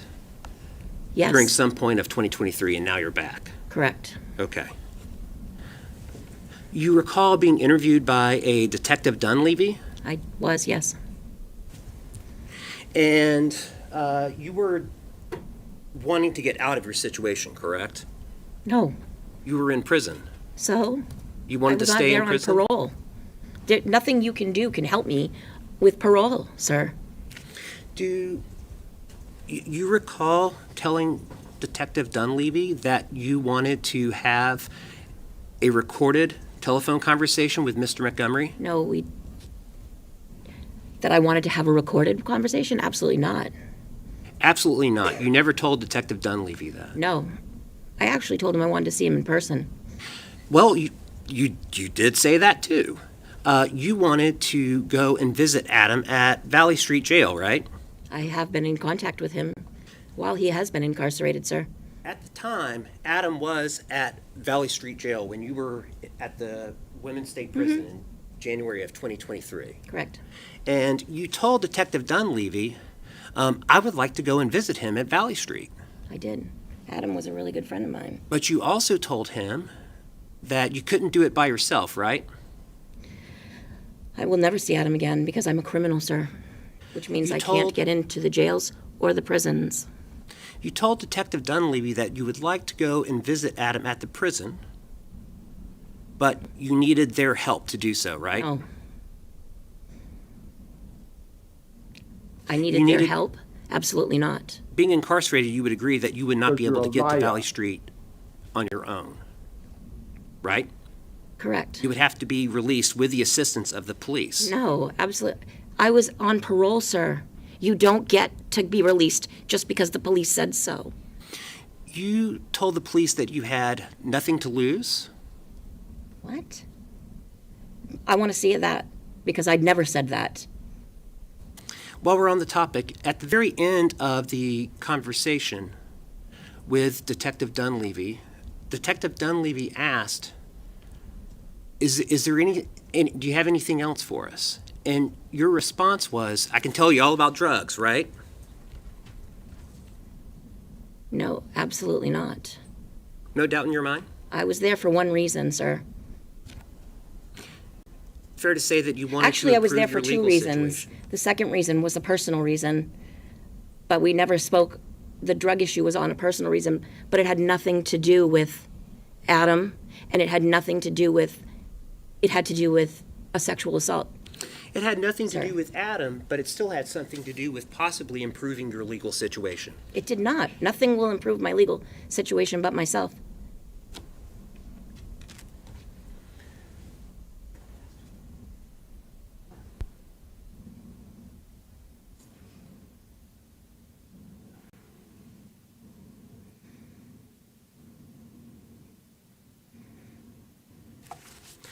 I have nothing further at this time, Your Honor. If I could please, Your Honor, just to briefly clarify this, please. With regards to your testimony here today, do you have any promises with the state about what's going to happen to your other charges based upon how you testified today? Not at all. Have you ever asked for any promises from the state in exchange for your testimony here today? I have not. You stated a moment ago on cross-examination that you said, I'm never going to be able to see him again. Can you please explain to the jury why, as somebody who's on parole or as a convicted felon, you're not going to be able to speak with him again? With somebody like him. Absolutely. Well, first of all, I could never go to Valley Street because I've been to Valley Street. I did some time there, and you are not allowed to go to a jail that you have been to. Secondly, the prison. You have to be 10 years with no arrests, no convictions, 10 years when you've been outside the prison. And at this time, I definitely can't say that I've done that. Let me ask you also, you were asked about meeting with the state, and then you were asked about a meeting in January 4th of 2023.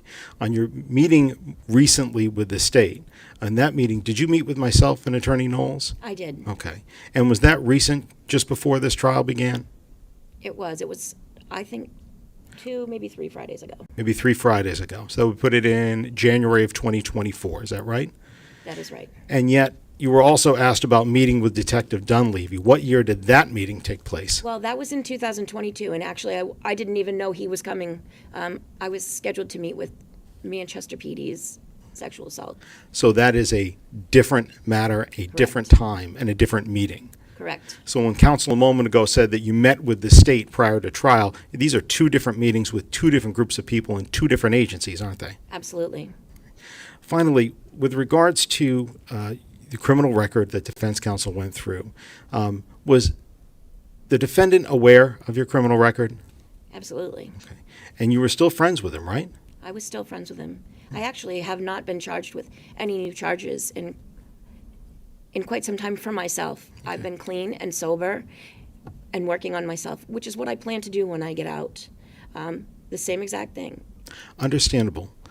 With regards to also when you were asked about the defendant talking about this pooping incident, that Harmony would do this on purpose. Mm-hmm. I just want to clarify with regards to the timing. You were asked a moment ago whether that happened while Adam was in a car. Did the defendant? We were on our way back from Medway, Massachusetts. So that's what you meant by in the car. Correct. Not that the incident occurred in the car. Correct. And correct me, with regards to your testimony on direct, didn't you say on direct that it was after these incidents and this backhand incident, that's when he decided to bring her back to her mother? It was I was told in the time of Thanksgiving 2019. Thanksgiving 2019. Correct. Okay. He put her in the car and met her mother. And who was it that told you that? Adam Montgomery. Thank you. No further questions at this time, Your Honor. Thank you, Ms. Maines. Thank you.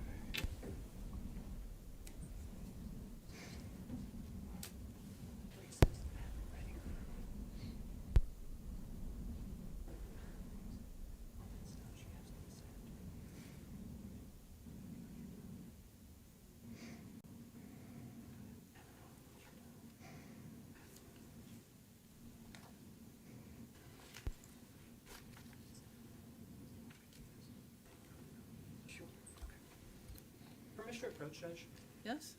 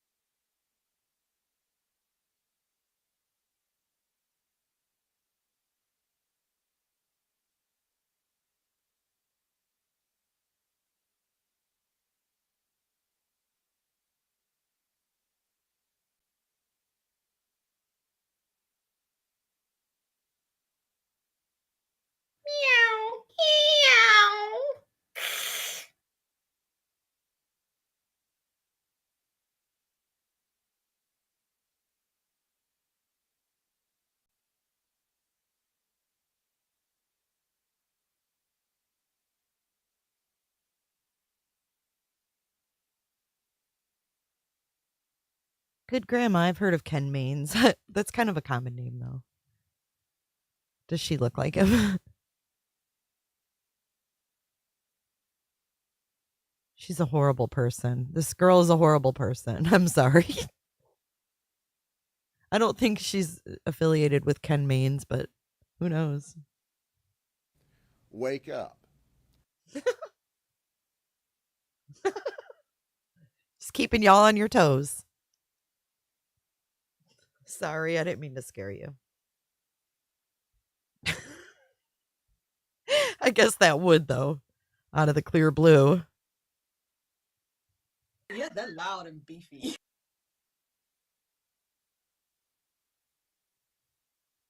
So are you guys ready for Ruby Frankie and Jody Hildebrandt? We've got about an hour. I didn't yet, Drea. I will check, though. I'm making thumbnails I'm going to be dual streaming. So we're going to be on a different stream. So you guys can hop back and forth. I'll be dual streaming from my laptop in Studio Z. We are live with Adam Montgomery in Studio J. So come over to Studio Z when Ruby and Jody are sentenced. Oh.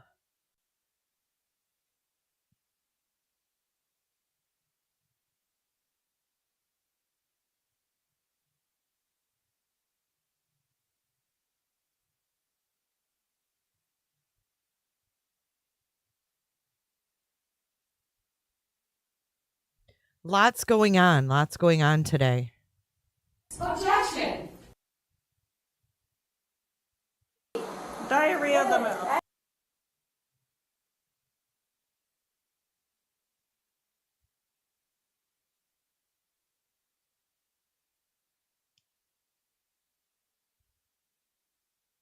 $10 and 10:30 respectively, Mountain Time. So, excuse me, I've got to get back to making the thumbnails. They're getting sentenced today, both of them, back to back, back to back.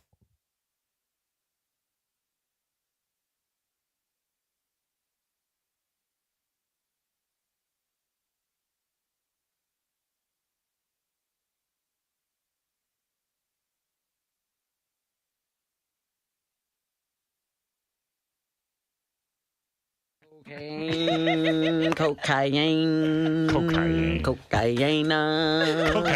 It's cocaine. It's cocaine.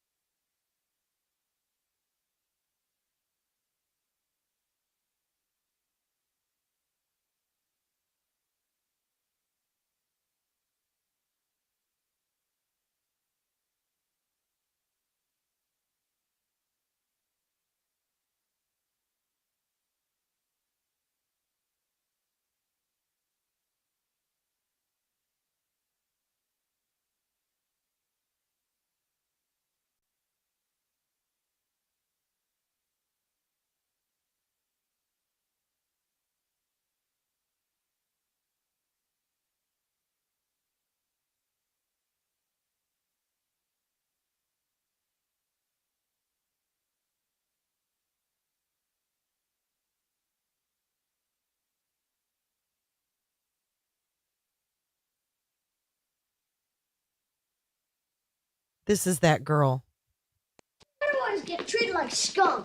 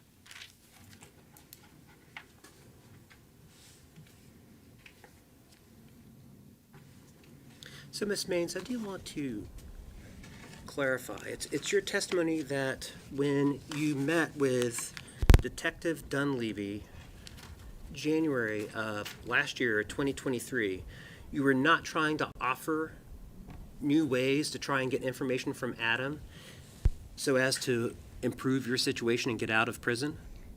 I was on a parole violation, sir. I got all of my time suspended. I didn't need your help to get out. All of my time was suspended upon entry into a program. At the time that you had this this interview with Detective Dunleavy, there was your parole situation, but you were facing the very same 3 charges that you're facing now, correct? Yes, I was. Okay, and we don't need to rehash them all again, Yeah. but it was the Merrimack Actually, it was charge. 4, but That's right, out of Bedford. correct. Okay. So those charges were all still Sorry, pending I then? just want to be honest. They are still pending. They were still pending then. Okay, and again, what you're saying is that Adam told you that he had backhanded Harmony after she had her hand over, you think, Declan's mouth. He did, yes. And this was around Thanksgiving. No, he returned her to her mother around Thanksgiving of 2019. And that's what prompted her to do so, or him to do so. It was an incident that we had spoken about coming home from Medway, yes. And that's what prompted him to send her back to her mother. Correct. He said that he just wanted to make sure that she had the proper care.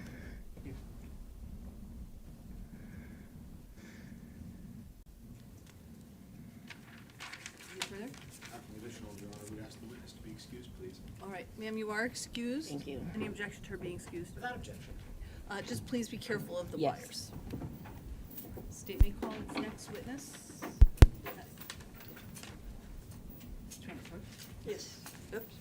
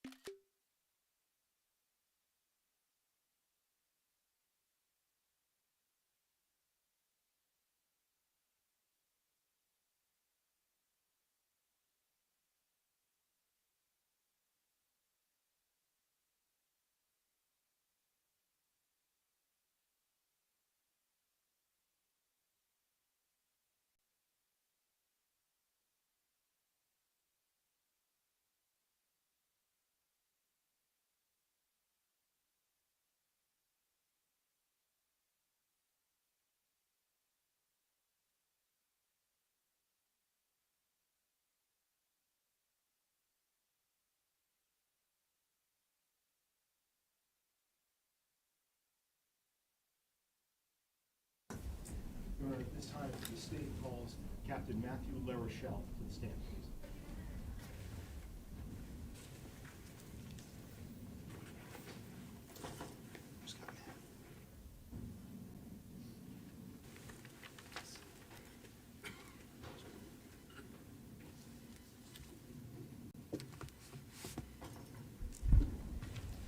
Captain, just please watch your step as you go through the doors there, and remain standing when you get to the podium, sir.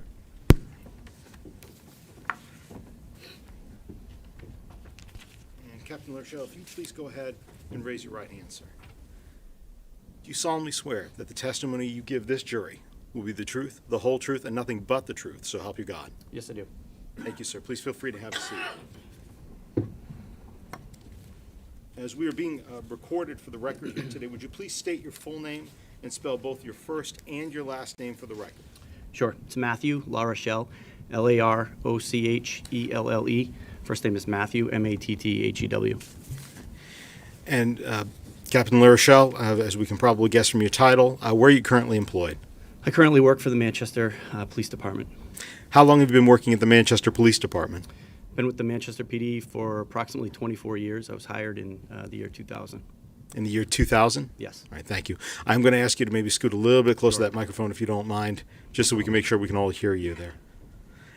With regards to your time in the Manchester Police Department, are you a full-time certified officer through the state of New Hampshire? Yes, I am. And did you graduate from a Police Standards and Training Academy class?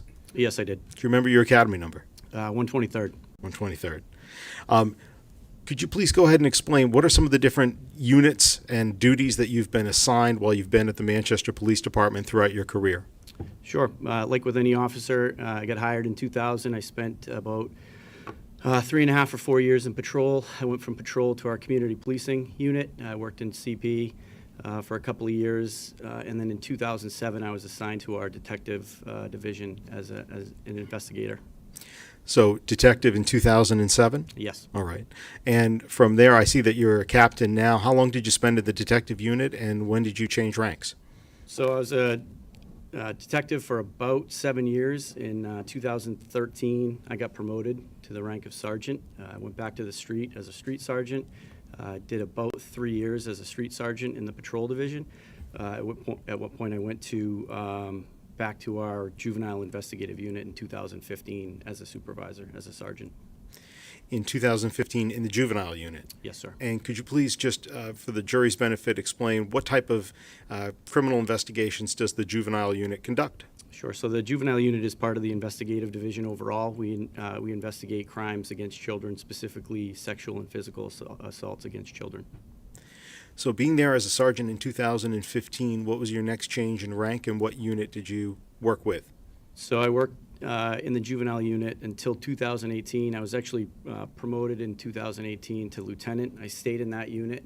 Again, that unit falls under the investigative division. So at that point, my role increased a little bit in the fact that I incorporated the domestic and sexual violence unit. So under the umbrella of investigative division, there's the juvenile unit and the domestic and sexual violence unit. Both units have their own sergeants. I got promoted to lieutenant and then oversaw both of those units at that time until my most recent promotion in 2022.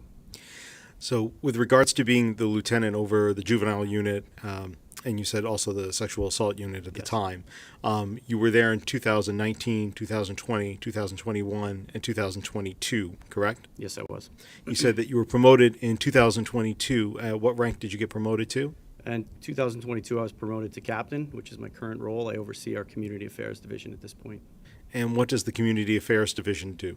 Community affairs division corporate encompasses community policing and our traffic unit. So essentially neighborhood-specific concerns, concerns that the average patrol officer that's out handling calls and going call to call, if they can't focus on a neighborhood issue or a community issue, we can designate one of our 12 officers to go and handle that specific issue. From the time that you were working in the juvenile unit, were you involved in the investigation into the disappearance of Harmony Montgomery? Yes, I was. What were some of the things that you did as part of that investigation? What were some of your duties there? Obviously, when that report came into us, it was kind of an all-hands-on-deck type thing. Obviously, full resources of the police department and our partner agencies. My role was just general oversight, guidance. The detectives working on the case had their assignments, and we just, there were several supervisors that oversaw that case, but just generally making sure the detectives doing the work had what they needed, coordination with other entities, other agencies throughout the state, local and state agencies that we worked with. You talked about local and state agencies you worked with. Could you go ahead and kind of tell us about some of the different agencies that you were a liaison with for this investigation? Sure. So we worked closely with state police. We worked with New Hampshire Fish and Game. Several searches that we conducted were with Fish and Game. They assisted us. We worked with federal partners. We had the FBI was involved. So we had folks from all kinds of different agencies in and out of our office for months. The U.S. Marshal Service had a designated deputy that was assigned to this investigation, and just kind of the liaison between everybody. Okay. Did you ever work or liaison yourself with other agencies out of state or outside of federal government? Yes, I did. Okay. with regards to also some of the other duties that you've had on this case, was part of that at different times to listen to jail calls that were made Yes, it was. from other individuals? And other times were you asked to listen to other lawfully recorded calls that were made? Yes, I was. Okay. And finally, with regards to physical searches, what was your role with regards to any physical searches that were made? We did physical searches of many different locations throughout the city. We did searches of a wooded area on the west side. We did searches of the riverfront area on the north end of the city. We did searches of Bear Brook State Park, which is, if you're not familiar, just about a half an hour north of here. We did searches out of state that I was familiar with. I wasn't directly involved in those, but several searches throughout the course of a 6-month period. All right, I'd like to get to each one of those searches, but I want to start with kind of staying at home with regards to in Manchester. At any point during the investigation, did you have any contact with individuals at the Manchester School District about Harmony Montgomery? Yes, I did. And why did you do that? I reached out to the school district just basically in the early days, early on in the investigation, to see what kind of contacts they might have had with Harmony, if she was ever enrolled in school or not. Okay. And with regards to that, did you discover whether she was ever enrolled in school in the Manchester School District? I discovered that she was not enrolled. What about in any of their records for early enrollment programs for younger children? They had no record of Harmony Montgomery or her date of birth in their system. You talked about some of the searches that were conducted. I'd like to know what searches for Harmony did you personally participate in? I mentioned the West Side search. It's an area, a large wooded area, rock rimmen area, if you're familiar with that area on the west side of the city, behind Mount Calvary Cemetery. It's probably hundreds of acres. We searched over there after receiving tips that led us to that area. And there was also a search, as I mentioned, on the north end of the city along the Merrimack River. Okay. You said a search along the Merrimack River. Yes. Where would that have been along the river? It's an area off of North River Road, West River Drive. There's some apartment buildings in particular that led us to that area, and we searched a wooded area along the river, adjacent to the river. Did you participate in any of the searches of 77 Guilford Street? Somewhat. I was there. I was not directly overseeing that portion of the investigation, but I am familiar with it. And what about an area known as Stark Park over near River Road? Yes, that would be the area I'm speaking of as well. That's the Stark Park area. That particular search, that Stark Park area, what, if anything, did you coordinate to make sure that search was done?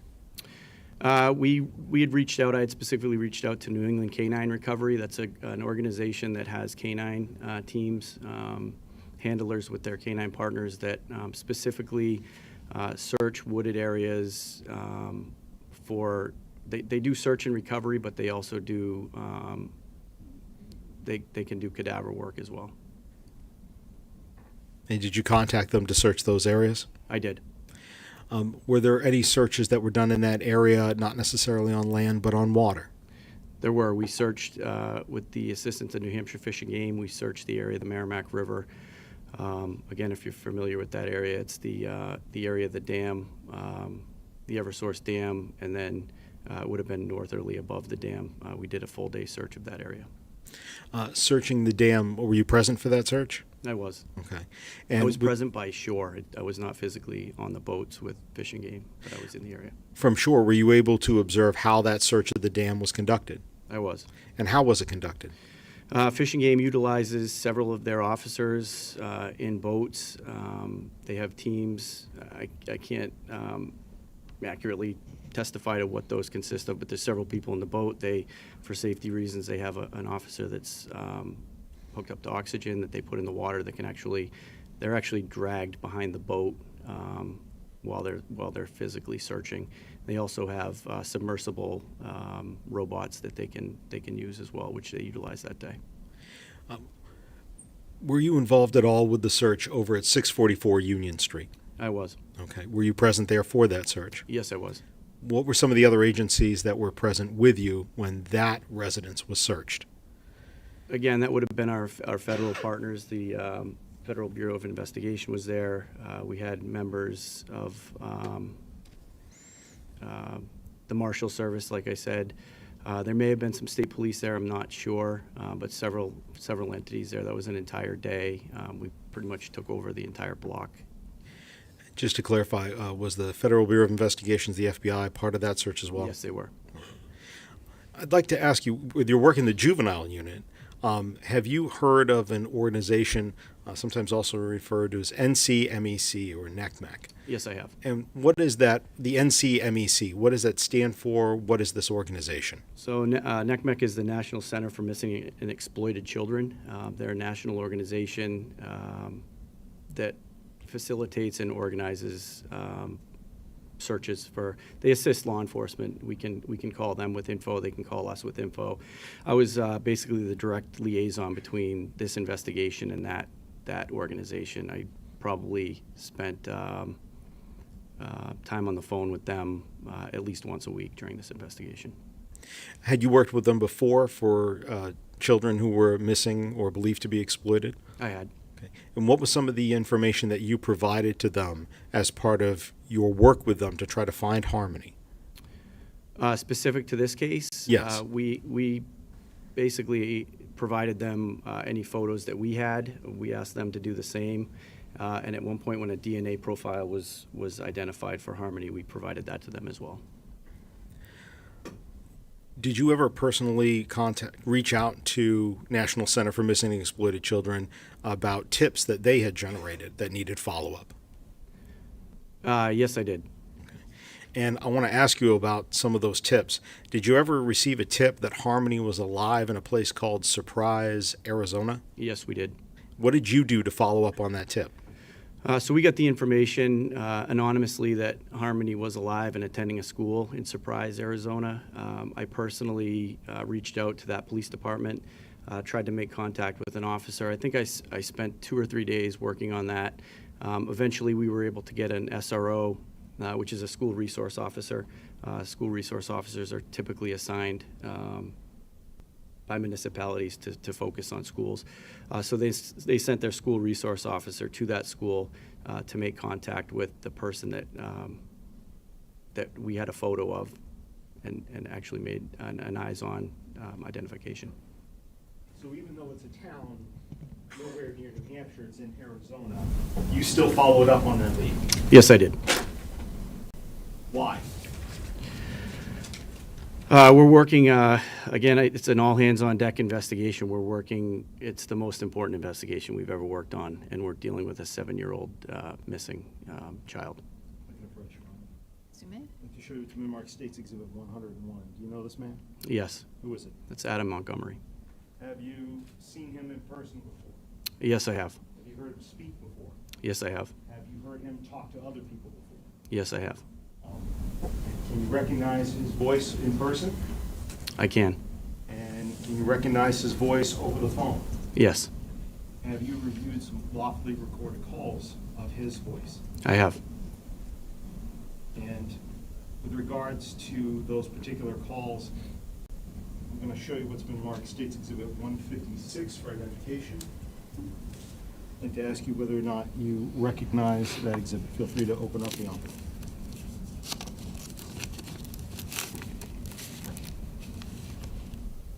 Yes, I do. And what do you recognize that to be?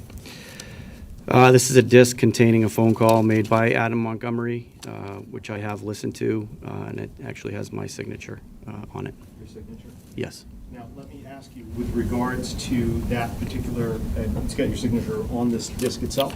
Yes, sir. Okay. Now, let me ask you, with regards to that particular call, is that an entire call, or is that a portion of a lawfully recorded call that you listened to? I believe this is a portion of a call that's longer. It's an 8-minute call. I believe this is shorter than that. Have you heard all of the original recorded call? Yes, I have. Okay.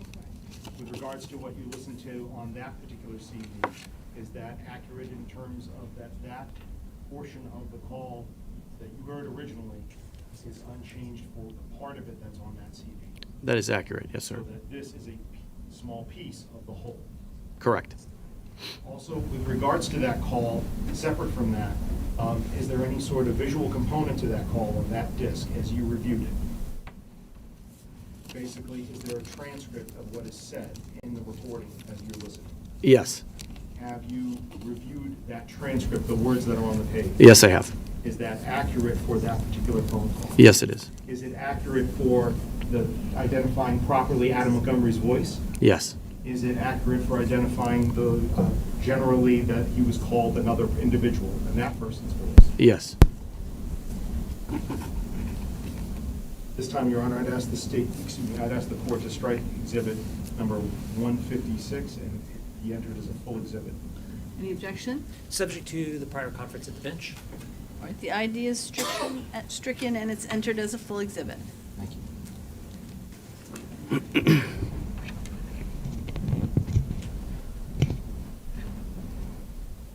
Detective Larochelle, with regards to this particular CD, I've preloaded the contents of this onto an area of the drive, and it's my understanding without defense objection, we're going to play that recording now. What I would like you to do, please, Detective, is to be able to listen to the entire recording, and then I may have some questions for you as we go through, okay? Okay.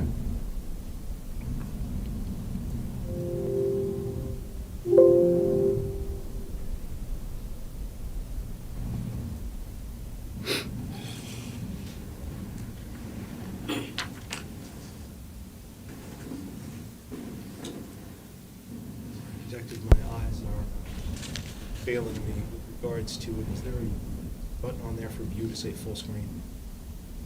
About halfway down. One more, this it? Yeah, I believe so. Okay, thank you.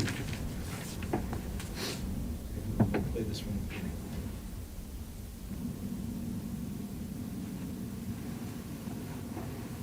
Yo, yeah,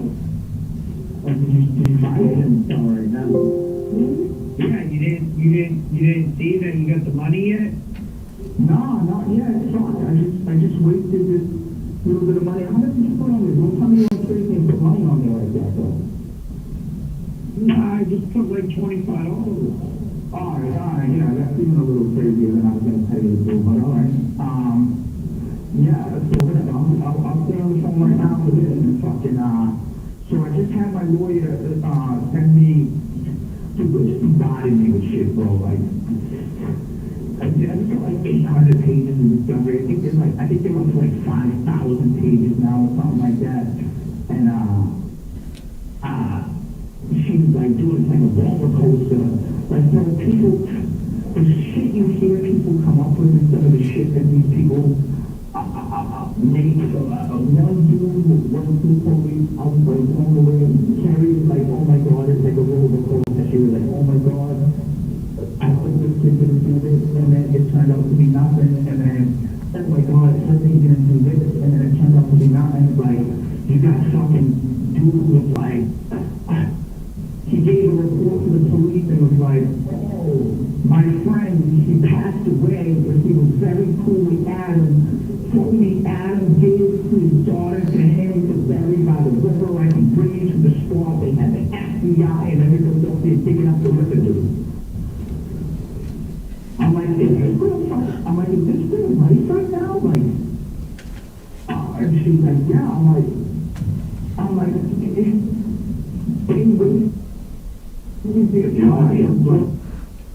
Pause it right there for a minute. That voice just said, and was on that transcript indicated with Adam saying that they wasted their time. Is that Adam Montgomery's voice? Yes, it is. With regards to the search by the river, I believe you just testified a moment ago on direct that there was a search by the river, correct? Yes, there was. And you also testified that there were searches involving the FBI. Is that also? Yes.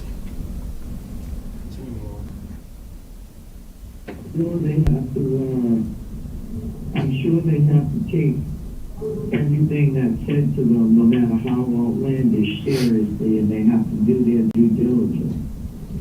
But it's, you know, I can get that, I can grasp that, right? But dude, my friend who died, who is cool with Adam, you don't even know what your friend's name was. Told me that it was a very good person that was here, that was, what the fuck, dude? Like, you just, even like, way to just waste taxpayers' money, I guess, dude. Like, let's get, I don't know, bro, like, I just feel like that's just so, like, yeah, outlandish, bro, like, there's no other way to describe it. It's like, okay, I guess, yeah, whatever, do your due diligence, I guess, whatever, but that's just, it seems fucking so bizarre to me that you're gonna just think about how much money that you're wasting in an effort to prove something. I get it, you're trying to prove a case, okay, I understand that, do that, really, but at what fucking, at like what cost, man, like you're just gonna chase down people that fucking call in from Arizona and say, oh, I seen that child out here at this restaurant, you're gonna fly out to the fucking restaurant to get video surveillance? I don't know, it seems like it's going, like, to an extent that, like, it's fantasy almost, like, I don't know, instead of just considering other options, you're just gonna take these fucking nut jobs that are calling because they want fucking limelight for 2 seconds because somebody might have known me or seen me in passing or whatever, oh, I know that kid, let me tell you about this and that, and just, I don't know, man, I don't fucking know.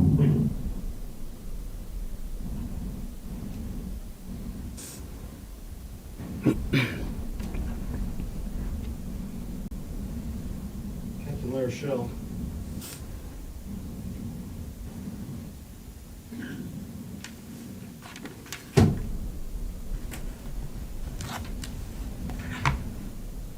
When you heard the defendant say on there that they just wasted their time, you know, with regards to searches, were those some of the searches that you told us that you were involved in? Yes. And when you heard him describe in that call saying that it was just a way to waste taxpayers' money, dude, was that transcript accurate as to his words? Yes. When you heard the defendant say, just think about how much money you're wasting in an effort to prove something, is that part of the transcript accurate? Yes, it is. And is that what you heard said by Adam Montgomery? Yes, it is. And when you heard the defendant say, I get it, you're trying to prove a case, kudos to you, but at what cost, man? You're just going to chase down people from Arizona. Is that part of the transcript accurate? Yes, it is. And the tip that you described for us a moment ago that you worked on from Surprise, Arizona, is that the tip that you chased down? Yes, it is. Do you agree with what the defendant had said in the call, that your work to find Harmony was a waste of time and money? We have an objection. Hold on. The objection sustained. Captain Larachelle, with regards to the transcript that you've just taken us through, is that a fair and accurate account of the defendant's statements as you recognize them to be? Yes, it is. Thank you, Captain. I have no further questions for you. Defense may. No questions. All right, sir, you may step down. Thank you. Your Honor, with that, the state rests. All right, counsel, just approach for just 1 minute.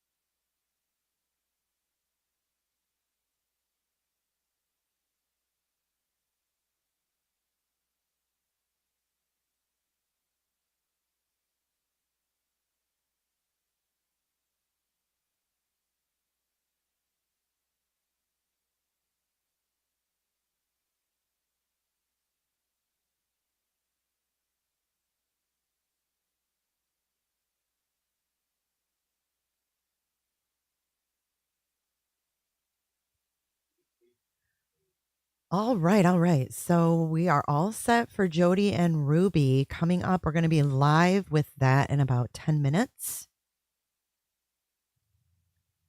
And that live stream is pinned at the top of this chat if you are interested in watching Ruby Frankie of 8 Passengers and Jody Hildebrandt face their sentence.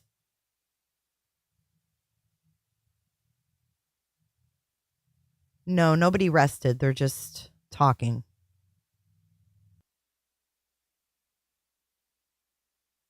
I love seeing everybody having fun with the points, too. Now that you guys know you can do stuff with them, that's funny. Enjoy. Have fun.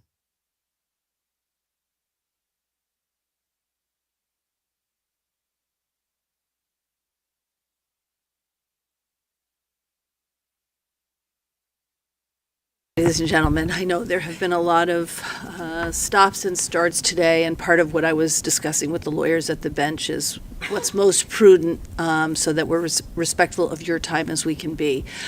The state has now rested their case, so for tomorrow, there will be a determination as to whether or not the defense wishes to present any evidence. As I've already told you before, the defendant has no obligation to prove his innocence in this case. The burden is on the state to prove his guilt beyond a reasonable doubt. So if the defense wishes to, they may present evidence, but they may choose not to. That is their right. Then should they decide that they wish to present evidence, that would happen tomorrow. We would begin there.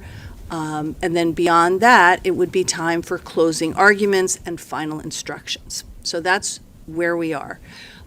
So I'm going to release you for the day today, for the rest of the day. I'm going to have you come back tomorrow morning at 9:45. Okay, so we'll have a 10 a.m. start. I'll ask you to come back tomorrow at 9:45 a.m., a little bit later. I really want to try to see if we can make sure that we've done all the business that needs to be done and that we're ready for you at 10 a.m. Once again, I cannot stress strongly enough, you are not to read anything about this case, not watch any news about the case, don't read anything in the papers or on social media, anywhere else on the internet. You're not to discuss the case with each other or with anyone else. Don't do any independent research. Don't drive by any of the locations. As has been the case throughout this trial, the lawyers have been instructed they're not to communicate with you. So please, once again, don't hold it against them if they pass you in the hallway without acknowledging your presence. Ladies and gentlemen, thank you so much. We will see you tomorrow morning at 9:45. All rise for the jurors, please.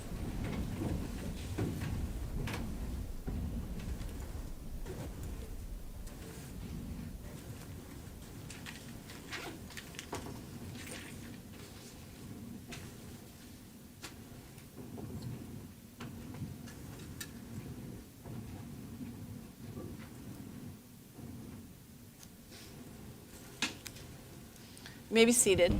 Stand up. All right.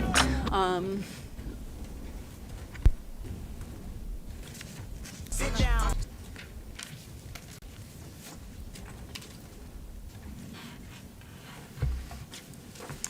I'm sorry, I had to grab my indictments. That's okay. At this time, I'd like to make a motion to dismiss certain charges presented, charged against Adam Montgomery. The first comes to the second-degree assault. I recognize that the information with regard to the assault is based on witnesses reporting statements by Adam Montgomery. There is no eyewitness, including Kayla Montgomery herself, because we did know that Mr. Tsaros did speak with Ms. Montgomery, and as a result of that conversation did not come away with concerns with regard to a need to follow up on the allegation of assault by Kevin Montgomery. That no follow-up was deemed necessary. This allegation was investigated. Harmony was spoken to, witnesses were spoken to, and nothing happened as far as this investigation. And that the charges here occurred after, that were instituted after a search for Harmony Montgomery and determination that Adam Montgomery was at least a suspect in why Harmony was missing, and that was the impetus that led to his charge in this case. But based on the facts as they existed in the summer of 2019, I do not believe that there was support for the allegation, and subsequent charges against Mr. Montgomery don't make what did not exist as a confirmation now to be confirmation. With regard to the second-degree murder, the only evidence with regard to how Harmony died or who killed Harmony is Kayla Montgomery's testimony. Kayla Montgomery is a convicted perjurer. She has also acknowledged 2 other instances of perjury other than what she was charged with. Her story itself went through various iterations, and quite frankly, I think were pretty ludicrous as far as a degree of violence that nobody could accomplish in public as she had described and not be seen by anyone. She was describing a degree of violence in the car at a time when people would be going perhaps to work at Colonial Village. She was describing assaults in the car outside of the clinic on Franklin Street. And you may recall the testimony that at one point prior to that, there was testimony that they had to go into the clinic one at a time because at a prior visit while they were parked outside of the clinic, somebody noted that there was nobody in the car with the kids. And so that's why they changed their behavior to one person at a time. This was the regular hours of the clinic with people going in and out of the clinic. Very, very public area. The jury was at the scene. Obstructions for the car outside of the clinic didn't exist. Then there is allegations of at traffic lights from the clinic to Burger King, assaults. She claims at every traffic light. She claims that Mr. Montgomery was at those traffic lights leaning over and striking Harmony in the back seat several times through perhaps each traffic light, and that the last time was pulling into the Burger King parking lot. Again, the jury saw the Burger King parking lot, no obstructions, at a time when other people would be going in and out of the Burger King parking lot. And she described that based on that final assault, he became worried that something perhaps was wrong. And then she describes pulling into the drive-in, having communication and direct contact with a clerk who he is providing money to receive, or however it was paid. She fought cash, but couldn't say definitively. and then receiving the food as the clerk is handing it out to him while he is sitting in the car. I just think it defies logic, reason, and any sort of credibility. The changes that she went through with regard to those events, that although she started out saying that these assaults to the jury started at in the morning before going to the clinic on cross-examination, said that they actually started between 2 and 3 in the morning, with about Harmony being struck about 15 times. And one of the other things in the Burger King parking lot, that she thought the boys were asleep throughout this time. She wasn't sure. I think her credibility with regard to that information is just, she has no credibility, and therefore there is no evidence of how Harmony died and who caused her death. And I would move to dismiss the second-degree murder charge for insufficient evidence, even taking the evidence in the light most reasonable to the state. With regard to falsifying physical evidence, I have no motion.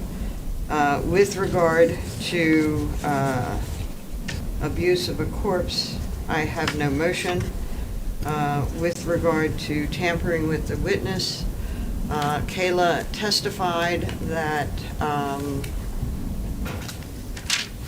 upon discovering Harmony's death, she and Adam spoke about what to do. They spoke together about concerns that DCYF would take the children, that was her concern as well, that they made plans together to hide the body, to not tell about Harmony's death. And her description on cross, because I understand on direct it was different, but on cross she acknowledged a plan and a communication as a partnership and conspirator, rather than being a victim of witness tampering. So I would move to dismiss that charge as insufficient evidence taken in the light most reasonable to the state.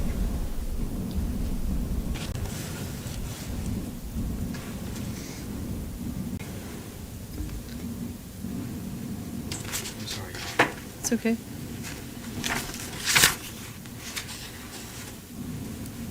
What defies logic, reason, and credibility is to argue that in the evidence, taking the evidence in the light most favorable to the state, that this matter should not go on to the juries. The defendant's motion to now should be dismissed. I would like to remind the court with regards to the testimony of the second-degree assault that occurred. Kevin Montgomery testified about how he came home from his trip to Florida to see Harmony in the kitchen the day that he returns in July, in the time period alleged between July 7th and July 22nd, and that he sees the black eye on Harmony. Plain visual assurance and seeing that this injury occurred on a 5-year-old girl at the time, and that what was the defendant's response? I bashed her around the fucking house. This statement about the defendant having struck Harmony during that time period was confirmed by the testimony of Ms. Katie Morin, Courtney Garcia, by Kayla Montgomery herself, by Nicholas Ahern, who all either saw the injury or heard the defendant say one of his variations. 1, admitting that he struck Harmony. 2, saying that Harmony got hurt in a soccer incident.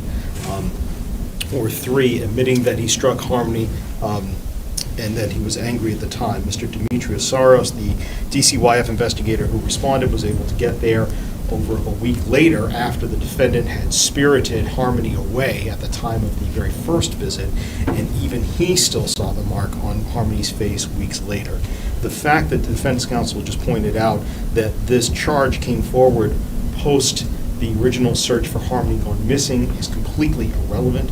The statute of limitations allows this charge to be brought any time within the time frame for an ordinary felony. Specifically here also, when you have a child, there's an extension to the statute of limitations that would go out for felony level conduct. There is no basis in law nor in fact of any of the witnesses who have testified to be able to dismiss this charge. With regard to the second-degree murder, again, the testimony of Kayla Montgomery alone is sufficient for this matter to go forward to the jury for their consideration, but it is not alone. It is accompanied by copious amounts of corroboration from various different witnesses, physical evidence that's been provided, from testimonial evidence about records, that what she said happened to happened to Harmony did in fact happen. And that even though the defendant now has stated to the jury in the opening arguments that they can and should find him guilty of falsifying physical evidence, it's falsifying physical evidence that would have shown that he committed the crime of second-degree murder against her. Not that something happened in the middle of the night, but that he struck her on December 7th. His words, "I think I heard her this time, I think I did something." That's something that's been testified to, that the Kayla Montgomery testified and talked about in the very first proffer, that the first punching happened before the sun came up. So representations that though the beginning of the assault must have been seen by somebody else that was there on a cold, dark December morning do not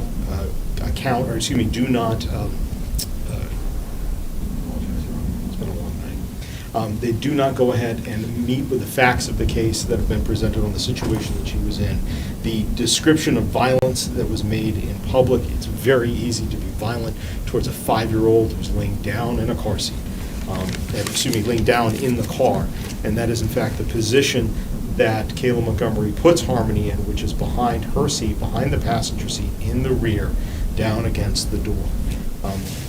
With regards to the witness tampering charge, Your Honor, for that, not only does a picture speak 1,000 words over the fact that the defendant abused Kayla Montgomery physically to make sure that she stuck to the story, but that abuse has been testified to, was witnessed by Nicole Giles as early as January 2020, as well as later on in 2021 by Tara Hilbert.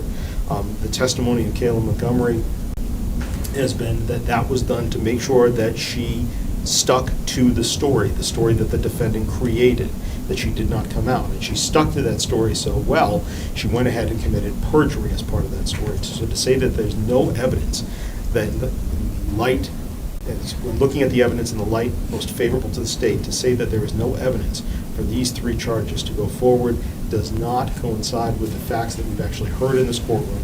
And as a result, the defendant's motion should be dismissed. All right, to succeed on a sufficiency of the evidence claim, the defendant must show that viewing the evidence in the light most favorable to the state, no rational trier of fact could find guilt beyond a reasonable doubt. All reasonable inferences derived from the evidence are viewed in the light most favorable to the state. With regard to the second-degree assault charge, Kevin Montgomery testified that he saw the black eye. The defendant, according to the testimony, the defendant admitted that he had bashed Harmony around the house. Kayla also heard the statements. Others also saw the bruising on Harmony. Mr. Soros saw the defendant removing Harmony from the scene when he went there, and subsequently also saw the bruising himself. So considering the evidence that's been presented and taking all the inferences and facts in light most favorable to the state, the motion to dismiss that charge is denied. With regard to the second-degree murder charge, as the state says, there is direct evidence through the testimony of Kayla Montgomery that she saw the defendant striking Harmony, which led to her death. The defendant's own statements indicate that at the time he believed that he hurt Harmony or that he did something to her. There's additional descriptions regarding the circumstances surrounding the families living in the car at that time. Again, taking all the facts and testimony and inferences in the light most favorable to the state. The court does find that the state meets its burden, and the motion to dismiss on the second-degree murder charge is also denied.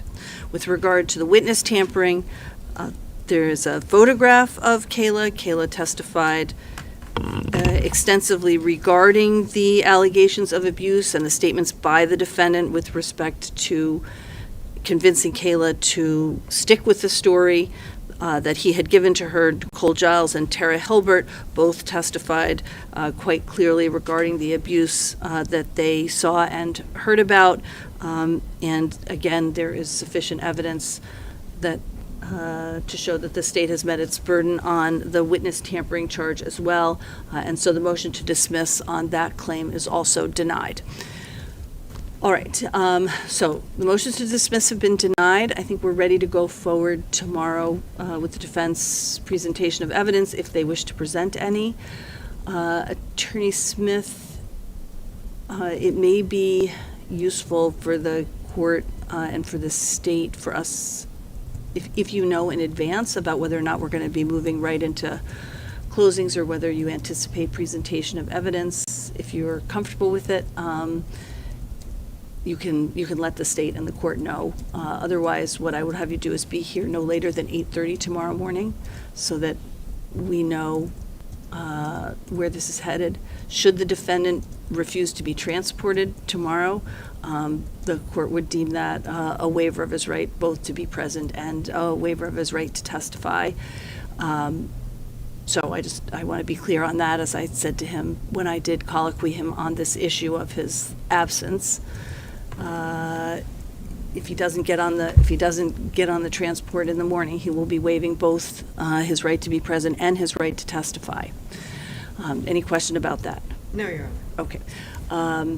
And if there is any issue with your ability to see him, please inform the court immediately.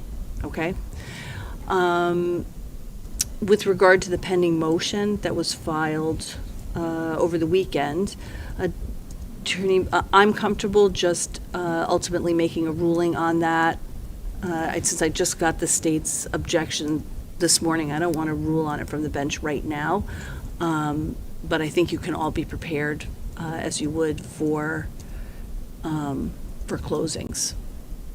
With regard to that motion, I did want to point out something in light of the state's objection. Okay. That it is not while we put in the motion the court's order on sequestration, this motion, and disagree with it, this motion is about the exculpatory evidence, Brady violation. Also, we did have a transcript so that when we put something in quotes, it is from the recording, not from notes. And finally, that there was one thing where a representation that Attorney Garrity was not sure about whether or not he received some of the information from another source, his wife. In our transcript as well, he is quite clear that the issue of being asked to alert Kayla on being alone, as we put in our motion, that he was quite clear on that, and he was not clear about the second issue that he may have gotten it from his wife about conceding the other charges. And I guess the only issue that I suppose I'll give you a chance to clarify now is your notion of what is exculpatory. Why don't you tell me in your own words rather than have me attempt to state it, exactly what is exculpatory? The fact that she was specifically guided towards an area and so that she might prepare, and in fact she did say that once she got the information, she used that information to... So the fact that she was informed by the state that you were going to that essentially you were going to suggest that she was the one who killed Harmony. That's what you consider to be... We don't consider that to be new information to her. Right. However, that the specific direction was being alone in the car that night with the children. So essentially what you think is exculpatory is the preparation of a witness subsequent to opening statements. Yes. Okay. And not disclosing it, especially because the state prepared a question based on their own request to Attorney Garrity, and then said they were surprised at her answer, where it's clear that they anticipated that answer, and then failed to disclose that that guidance had actually been requested. Okay.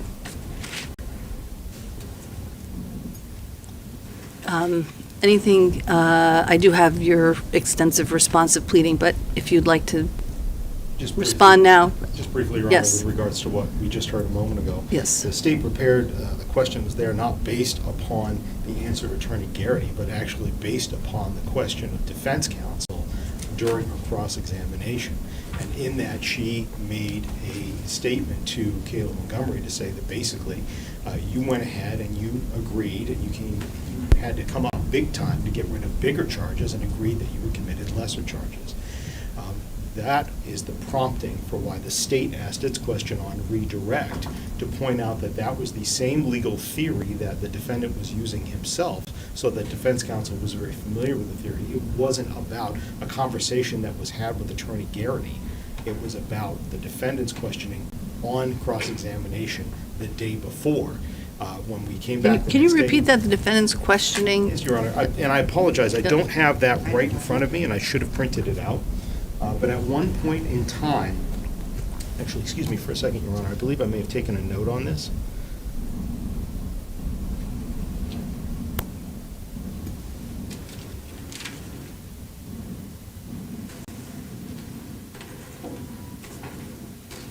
Just for a minute.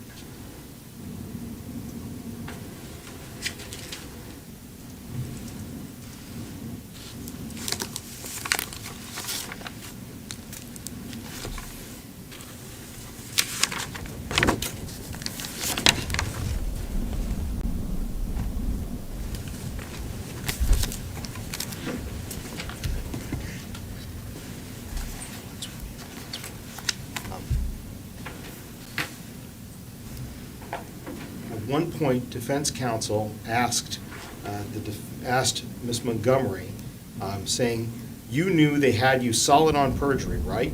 You were never getting around that one, right? And so you decided that this would probably be the best that you could do to get as few consequences for your own actions as possible. That is the prompting for the state's question on redirect. That was with regards to whether or not the witness was aware of the defendant's statements in opening and concessions, specifically concessions in opening, about the falsifying physical evidence charge and about the abuse of corpse charge. That is the prompting for the reasons, not because of a conversation that was had with Attorney Garrity. It was about those concessions, and it was about defense counsel's question that prompted this to be asked, to then come up, or to then have heard Ms. Montgomery's response. I think that the state has articulated, hopefully clearly enough in its response, that regardless of even if there had been a specific conversation that was about this is the full details of something happening in the middle of the night, even if that was there, that would not have been a violation of the sequestration order, nor is it new information that would have been shared with Ms. Montgomery, nor would she have been prohibited from having it, and nor does that equal a violation of Brady under Gilbreth. There is nothing new here. The defendant's argument is essentially that opposing party preps a witness. All of that should be discoverable, and it's not. It's if there's a suggestion to the witness of how to testify, that may be an issue with regards to what the substance is, but not testimony in general. to be able to remember that at all times the most important thing is to tell the truth, to make sure that you understand the answer, to the question being asked before you give an answer, to make sure that you use your own words to answer a question and don't accept an attorney's words regardless of which table they happen to be standing at. That is not some sort of suggestive information, and providing that information to a witness is not something that is then in exchange something that is exculpatory for the defendant or is somehow sharing information for the witness. It's not a surprise to Kayla Montgomery that the defendant would be arguing that she's the one who killed Harmony, since those are some of the exact same questions that she was asked from investigators at the beginning, even back to the very first proffer, was about establishing that she's not the individual who had done this. So here, the opposing party doesn't need to say everything that was discussed with the witness in witness prep. That's not Brady material. And what the defendant's argument is to try to say that somehow a violation of a sequestration order, which did not happen, then generates exculpatory material in Brady. And I'm sorry, but that's not the case. That's not how Brady operates. That's not how the sequestration order operates. All right, thank you. And again, I think it might be on there, but there is a point where Attorney Knowles said, I don't believe I asked anything of Attorney Garrity. And Attorney Garrity, in fact, said, I was contacted to and requested to apprise Kayla. Right. I heard him to say, though, that he wasn't requesting information from Attorney Garrity. And Attorney Garrity testified that he just spoke to her when she was here that morning. So in any event, I don't think there was no apprising of testimony. I hear what you're saying. I've read your motion. I'll reread it. I'll reread the state's responsive pleading. Thank you. Okay. Anything else on that, Attorney Smith? No, Your Honor. Okay. Okay. I know you have another commitment. Attorney Brooks, did you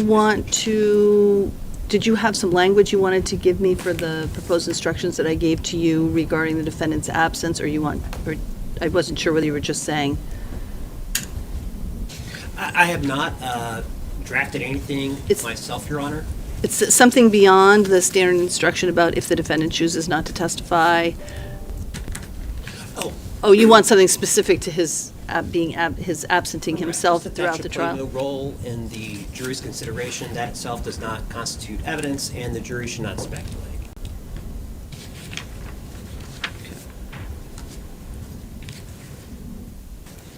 And that's fine with the state, Your Honor. We have no objection to adding that language. Okay. Was there anything else other than that you wanted changed? No, Your Honor. Okay, and you've reviewed the charges the instructions on the charges themselves? Yes. Okay, very good.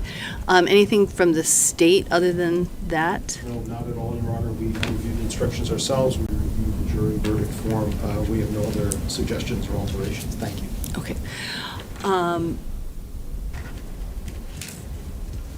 Just see, I just want to make sure that I've covered. Okay.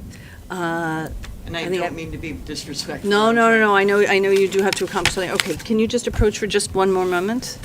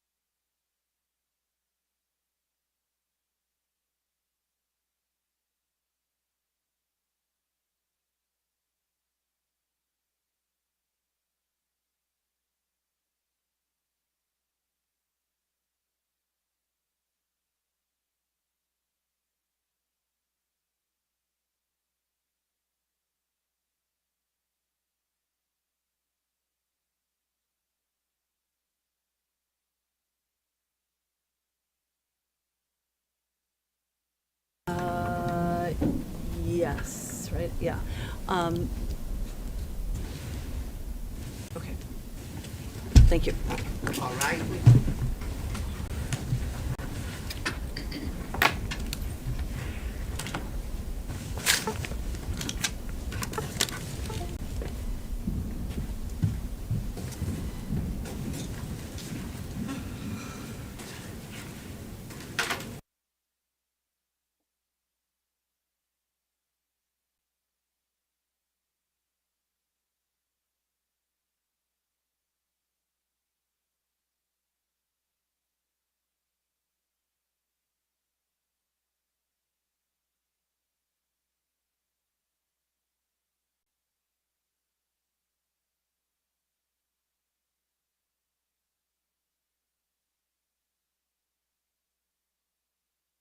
All right, it looks like we are done for today.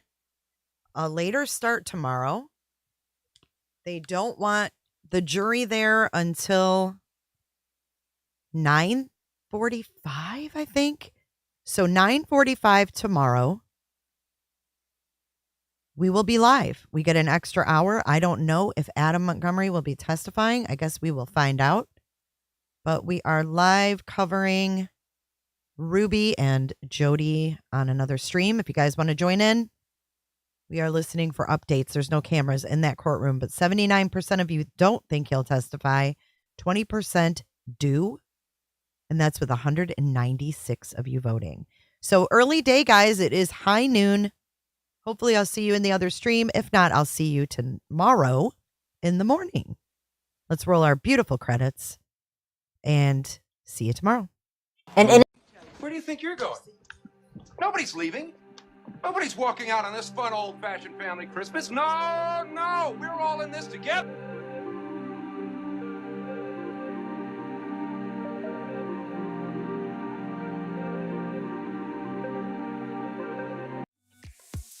Be sure to check out my other videos and playlists for more true crime content. And if that's not enough, you can join our Patreon. Don't have a tinfoil hat? It's okay. We'll make you one. It's that easy. See you guys in the next video. See you later. Bye.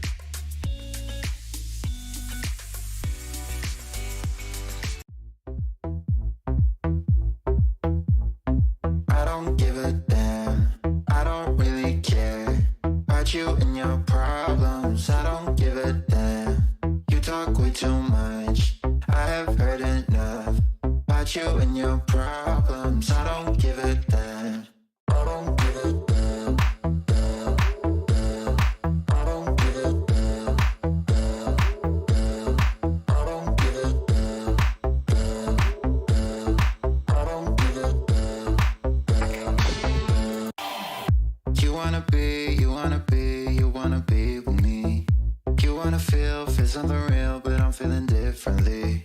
You're making plans to get to friends, but don't wanna face the fact. You're gonna pull that out. I ain't